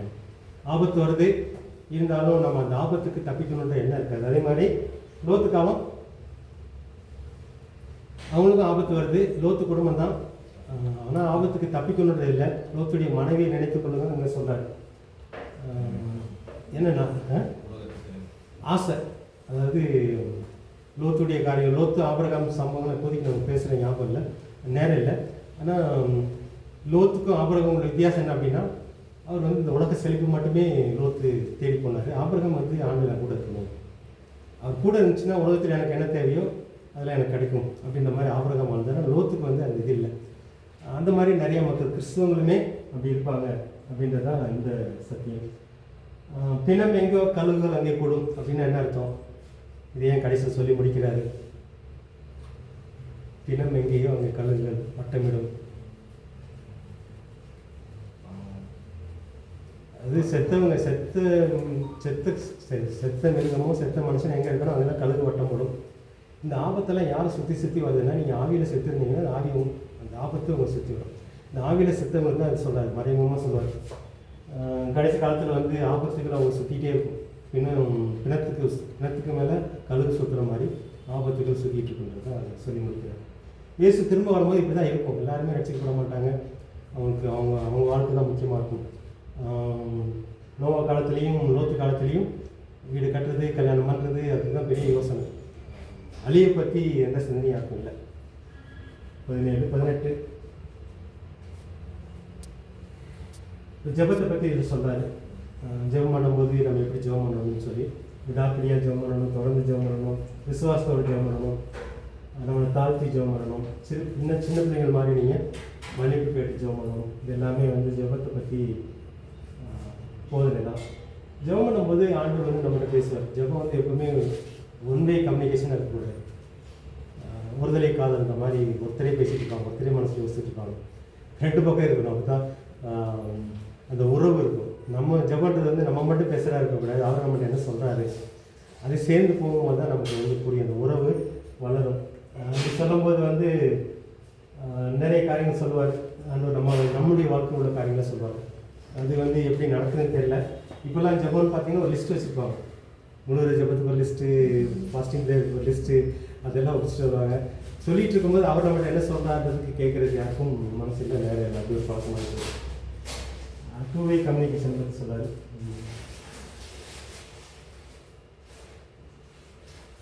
பத்தொன்பதாம் அதிகாரம் வந்து இயேசு ராஜாவாக ஏற்றுக்கொண்டு அவர் தரும் மரங்கள் காலங்கள் திறமைகளை பயன்படுத்துவது. நம்ம ஏற்கனவே பார்த்துட்டோம். இவருடைய கண்டுபிடிக்க கஷ்டமாக இருக்கும். ஆனால் நீங்கள் பிரயாசப்படணும். எனக்கு என்ன வரும், எனக்கு என்ன தாளந்து, அதை நீங்கள் தெரிஞ்சால் தான் அதுக்குரிய திறமையை நீங்கள் வளர்த்த முடியும். எப்படி ஒரு ஆசாரி நல்ல ஒரு ஆசிரியராகிறதுக்கு வந்து பிரயாசப்படுறாரு. கிட்டத்தட்ட ஒரு 2-3 வருஷம் பயிற்சி பண்ணாதான், பயிற்சி எடுத்தால் தான் நல்ல ஆசிரியராகும். அதே மாதிரி தான் ஆவிக்குரிய திறமைகளும் ஆவிக்குரிய வரங்களும். எனக்கு வரம் கிடச்சிச்சின்னு பெருசாக சொன்னதுனால ஒன்றும் இல்லை. அதை நம்ம கொஞ்சம் கொஞ்சமாக பயன்படுத்த வந்ததை அதுக்குரிய பலன். அதில் முக்கியமான தெரிஞ்சுக்க வேண்டியது வந்து 5 இதை பயன்படுத்தி இன்னொன்று 5 சம்பாதிச்சிங்கன்னா 10 பட்டணத்துக்கு கிடையாது. சில பேர் நினைப்பாங்க வந்து சில ஊமையை சொல்லிட்டு வந்து சோம்பேறி இருக்கிறவங்க நிறைய பார்த்துருக்கேன். ஒரு நிறைய பேருக்கு வந்து நிறைய பேர் வேலைக்கு கூப்பிட்றாரு. சிலர் வந்து காலையில் 9 மணிலேருந்து சாயந்தரம் 6 மணி வரைக்கும் வேலை செய்கிறாங்க. சிலர் வந்து சாயந்தரம் 5 மணி வந்து 6 மணி வரைக்கும் வேலை செய்கிறாங்க. அவங்களுக்கு வந்து கூலி கடைசியில் ஒரே கூலி கிடைக்கும். இந்த மாதிரி இந்த ஓமையை சொல்லிட்டு எல்லாருக்கும் ஒரே கூலி தான் கொடுக்க போகிறாரு, எல்லாருக்கும் ஒரே இதுதான் கிடைக்க போகுதுன்ட்டு இந்த ஓமையை விட்டுருவாங்க. 5 வச்சு 5 சம்பாதிச்சவங்களுக்கு 10 பட்டணும், 2 வச்சு 4 சம்பாதிச்சவங்களுக்கு 4 பட்டணும். இந்த அர்த்தமும் இருக்குது. எல்லாத்துக்கும் ஒன்றுன்னா அவர் வந்து சரியான நியாயத்தேதி கிடையாது. நம்ம எந்த அளவுக்கு நம்ம கொடுத்த தாழ்ந்து என்னன்னு தெரிஞ்சுக்கிறது, அது எந்த அளவுக்கு பயன்படுத்துகிறோமோ அதுக்குரிய பலன் நித்தியத்தில் நமக்கு கிடைக்க போகுது. நித்தியத்தில் வந்து பலன்லேயும் வித்தியாசம் இருக்கும், தண்டனையிலும் வித்தியாசம் இருக்கும். நரகத்துலேயும் பார்த்தீங்கன்னா எல்லாம் ஒரே விதமாக தண்டிக்க முடியாது. கோட்சைக்கும் காந்திக்கும் ஒரே தண்டனை கொடுத்தா எப்படி இருக்கும்? சரியான ஜட்ஜ் அவர் 2 பேரும் நரகத்தில் தான் இருக்க போகிறாங்க. இதுதானே காந்தியும் நரகத்தில் தான் இருப்பார், அவர் சுட்ட கோட்சையும் நரகத்தில் தான் இருப்பாங்க. 2 பேருக்கும் இயேசு தான் ஜட்ஜு. கடைசியில் 2 பேருக்கும் ஒரே தண்டனைன்னு சொன்னால் எப்படி இருக்கும்? நரகத்துலேயும் வித்தியாசம் இருக்க போது, பரலோகத்துலேயும் வித்தியாசம் இருக்க போகுது. அதனால தான் வந்து நட்சத்திரம் மகிமைக்கு மகிமை வித்தியாசம். சூரியனுக்கு ஒரு மகிமை, நிலாவுக்கு ஒரு மகிமை, நட்சத்திரத்தில் ஒவ்வொன்றுக்கும் மகிமை வித்தியாசம் இருக்குது. அதே மாதிரி இந்த ஓமை அதை குறிக்குது. நம்ம கொடுத்த தாழ்ந்த நம்ம கொடுத்த வரத்தை நம்ம எந்த அளவுக்கு பயன்படுத்துகிறோமோ அந்தளவுக்கு இந்த பூமியிலையும் பலன் கிடைக்குது. அதனால தான் பேதர் கேட்கும்போது எல்லாத்தையும் விட்டுட்டு வந்து பின்னாடி வந்து எங்களுக்கு என்ன கிடைக்கும் போது உனக்கு பல மடங்கு இங்கேயும் கிடைக்கும் அங்கேயும் கிடைக்கும்னு சொல்லுவாங்க. ஸோ அந்த சத்தியத்தை இதில் இருக்குது. இப்போ வந்து 20ஆம் அதிகாரத்தில் பார்த்தீங்கன்னா கடவுள் யாருக்கு கடவுள் அப்படின்னா ஆவியில் செத்து போனவங்களுக்கு கடவுள் கிடையாது. செத்தவங்க அடக்கம் பண்ணட்டும் சொல்லார் இயேசு ஒரு இடத்துல. என்ன அர்த்தத்தில் சொல்லார் அப்படின்னா ஆவியில் செத்தவங்க உடம்புல செத்தவங்கள அடக்கம் பண்ணட்டும். 2 பேரும் உடம்புல செத்துன்னா அடக்க முடியுமா? 2 பணம், ஒரு பணம் இன்னொரு பணத்தை அடக்கம் பண்ண முடியுமா? முடியாது. அங்கே என்ன சொல்ல வர்றாருன்னா ஒரு பணம் உடம்புல செத்து போச்சு, உடம்புல உயிர் இல்லை. ஆனால் இன்னொருத்தன் உடம்புல உயிர் இருக்குது, ஆனால் எங்கே உயிர் இல்லை? ஆவியில் உயிர் இல்லை. அப்படி அவனா அடக்கம் பண்ணலாம். ஸோ இந்த சத்தியத்தை புரியறது கொஞ்சம் கஷ்டமாக இருக்கும். இருந்தாலும் ஆவியில் செத்தவருக்கு வந்து இந்த சதுசேயர் வந்து உயிர் தேர்தல் இல்லை, செத்தா முடிஞ்சு போச்சு அப்படின்றதுக்காக அவங்க கதையை சொல்லி கேட்பாங்க. அப்படி நடக்கிறாரு. ஆபிரகாமின் தேவன், ஈசாக்கின் தேவன், யாக்கோபின் தேவன் மோசைட்டு ஆண்டவர் பேசும்போது ஏன் சொல்கிறார் அப்படின்னா ஆபிரகாம், ஈசாக்கு, மோசை எங்கே இருக்கிறாங்க? ஆண்டோடைய கண்ட்ரோலில் உயிரோடு இருக்கிறாங்க. செத்து பல வருஷம் ஆகி போச்சு, ஆனால் ஆண்டோடைய கையில் கண்ட்ரோலில் இருக்கிறாங்க அப்படின்னா. அதனால வந்து இந்த தேவன் யாருடைய தேவன்? ஆவியில் உயிருள்ளவங்களுக்கு தான் இவர் தேவன், மற்றவங்களுக்கு தான் இவர் தேவன் இல்லை அப்படின்றத வளர்க்குறாரு. அல்லது இன்னொன்று பார்த்தீங்க அப்படின்னா யார் யார் இயேசுவோடு சேர்ந்து உயிரோடு இருந்த தகுதி பெற்றவங்களோ அவங்களுக்கே அவர் தராங்க, மற்றவங்களுக்கு அவர் தேவன் இல்லை அப்படின்னு. திரும்பவும் இந்த உலகத்தின் கடைசி காலங்கள் பற்றி சொல்கிறாரு. இயேசுவை நம்பி வாழ்கிறவங்க விசுவாசிகளுக்கு ஏற்படும் துன்பங்களை பற்றி சொல்கிறாரு. அப்புறம் எருசலேம் நகருக்கு ஏற்பட போகிற ஆபத்து, நகரத்தை வந்து இராணுவம் சுற்றி வளைச்சிருவாங்க அப்படின்றாரு. அப்புறம் உலகத்தின் முடிவை பற்றி வளர்க்குறாரு. இது வந்து கொஞ்சம் புரிய கஷ்டமாக இருக்கும். எருசலேமுடைய முடிவை பற்றி இருக்குது. அந்த காலத்தில் இயேசு காலத்தில் இயேசு மரித்ததுக்கு அப்புறம் நடக்கிற சம்பவம். கடைசி காலத்தில் எருசலேமுக்குரிய முடிவும் இருக்குது. உலகத்தின் முடிவை பற்றி தான் வளர்க்குறாரு. 22ஆம் அதிகாரம் இயேசுடைய கடைசி பஸ்கா விருந்து.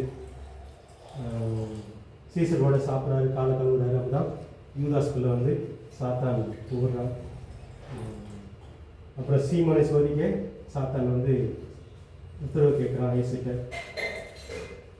இதெல்லாம் நடந்தே பார்க்கணும். சோதனையில் தோற்ற சீமோன் பேதுரு இயேசு வந்து இங்கே அரெஸ்ட் பண்ணுறாங்க. அப்புறம் அவரை வந்து கேள்வி பண்ணுறாங்க. யூத தலைவர்கள் வந்து விசாரிக்கிறாங்க. இதெல்லாம் இதில் வந்து 23ஆம் அதிகாரம் இயேசுடைய மரணமும் மடக்கமும். பிலாத்து விசாரணை. அப்புறம் இயேசுவை பார்க்க ஆசையாக இருந்த ஏரோதுகிட்ட இயேசு ஒன்றுமே பேச மாட்டார். எதுக்காக பார்க்க ஆசையாக இருந்தார் இந்த ஏரோது? இந்த ஏரோது வந்து கலிலேயா கவர்னர், பிலாத்து வந்து யூதேயா கவர்னர். இவர் வந்து இப்போ அரெஸ்ட் பண்ணப்பட்டது வந்து யூதேயாவில். இந்த கலிலேயா கவர்னர் ஏரோது வந்து அந்த நாளில் வந்து சும்மா இதுக்காக வந்திருக்காரு, எருசலேம் வந்திருக்கிறாரு. அதனால தான் வந்து இந்த பிலாத்து வந்து ஏரோதுக்கு அனுப்புகிறார் விசாரிக்க. இந்த ஏரோது வந்து எதுக்காக இயேசு பார்க்க ஆசையாக இருந்தாருன்னா, நிறைய அற்புதங்கள் செய்கிறாரு. இயேசு கூப்பிட்டு உட்கார வச்சு ஒரு அற்புதத்தை செய்ய சொல்லி பார்க்கணுன்னு ஆசையாக இருந்தார். ஆனால் ஏரோது இப்போ கடைசியில் கைதியாக தான் ஏரோதுகிட்ட போகிறாரு.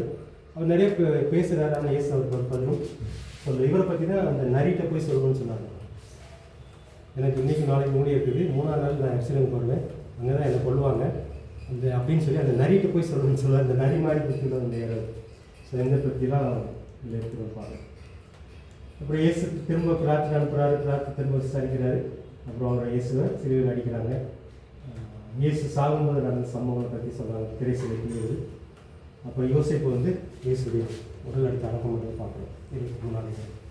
24ஆம் அதிகாரத்தில் இயேசு உயிரோடு இருந்தது, சீடர்களுக்கு காட்சியளித்தது. இதெல்லாம் 24. எம்மாவூருக்கு நடந்து போகும்போது அவங்ககிட்ட கூட சேர்ந்து நடந்து போகிறதுலாம் நடந்து போய் பேசுறதை பார்க்குறோம். இந்த 24ஆம் அதிகாரம் இதோட லூக்கா முடியுது. இதில் நிறைய லூக்கா மொத்தம் 26 அற்புதங்கள் குறிப்பிடாரு. நம்ம இப்போதைக்கு நேரில் எல்லாமே உள்ளே வந்துருச்சு. இந்த 26 அற்புதங்கள் நான் ஃப்ரெண்ட் அவுட்டில் இருக்காரு. இதுதான் லூக்கா. நம்ம டீ குடிச்சு நம்ம இது பார்க்கலாம். அப்போஸ்தலர் நடபடிகள்.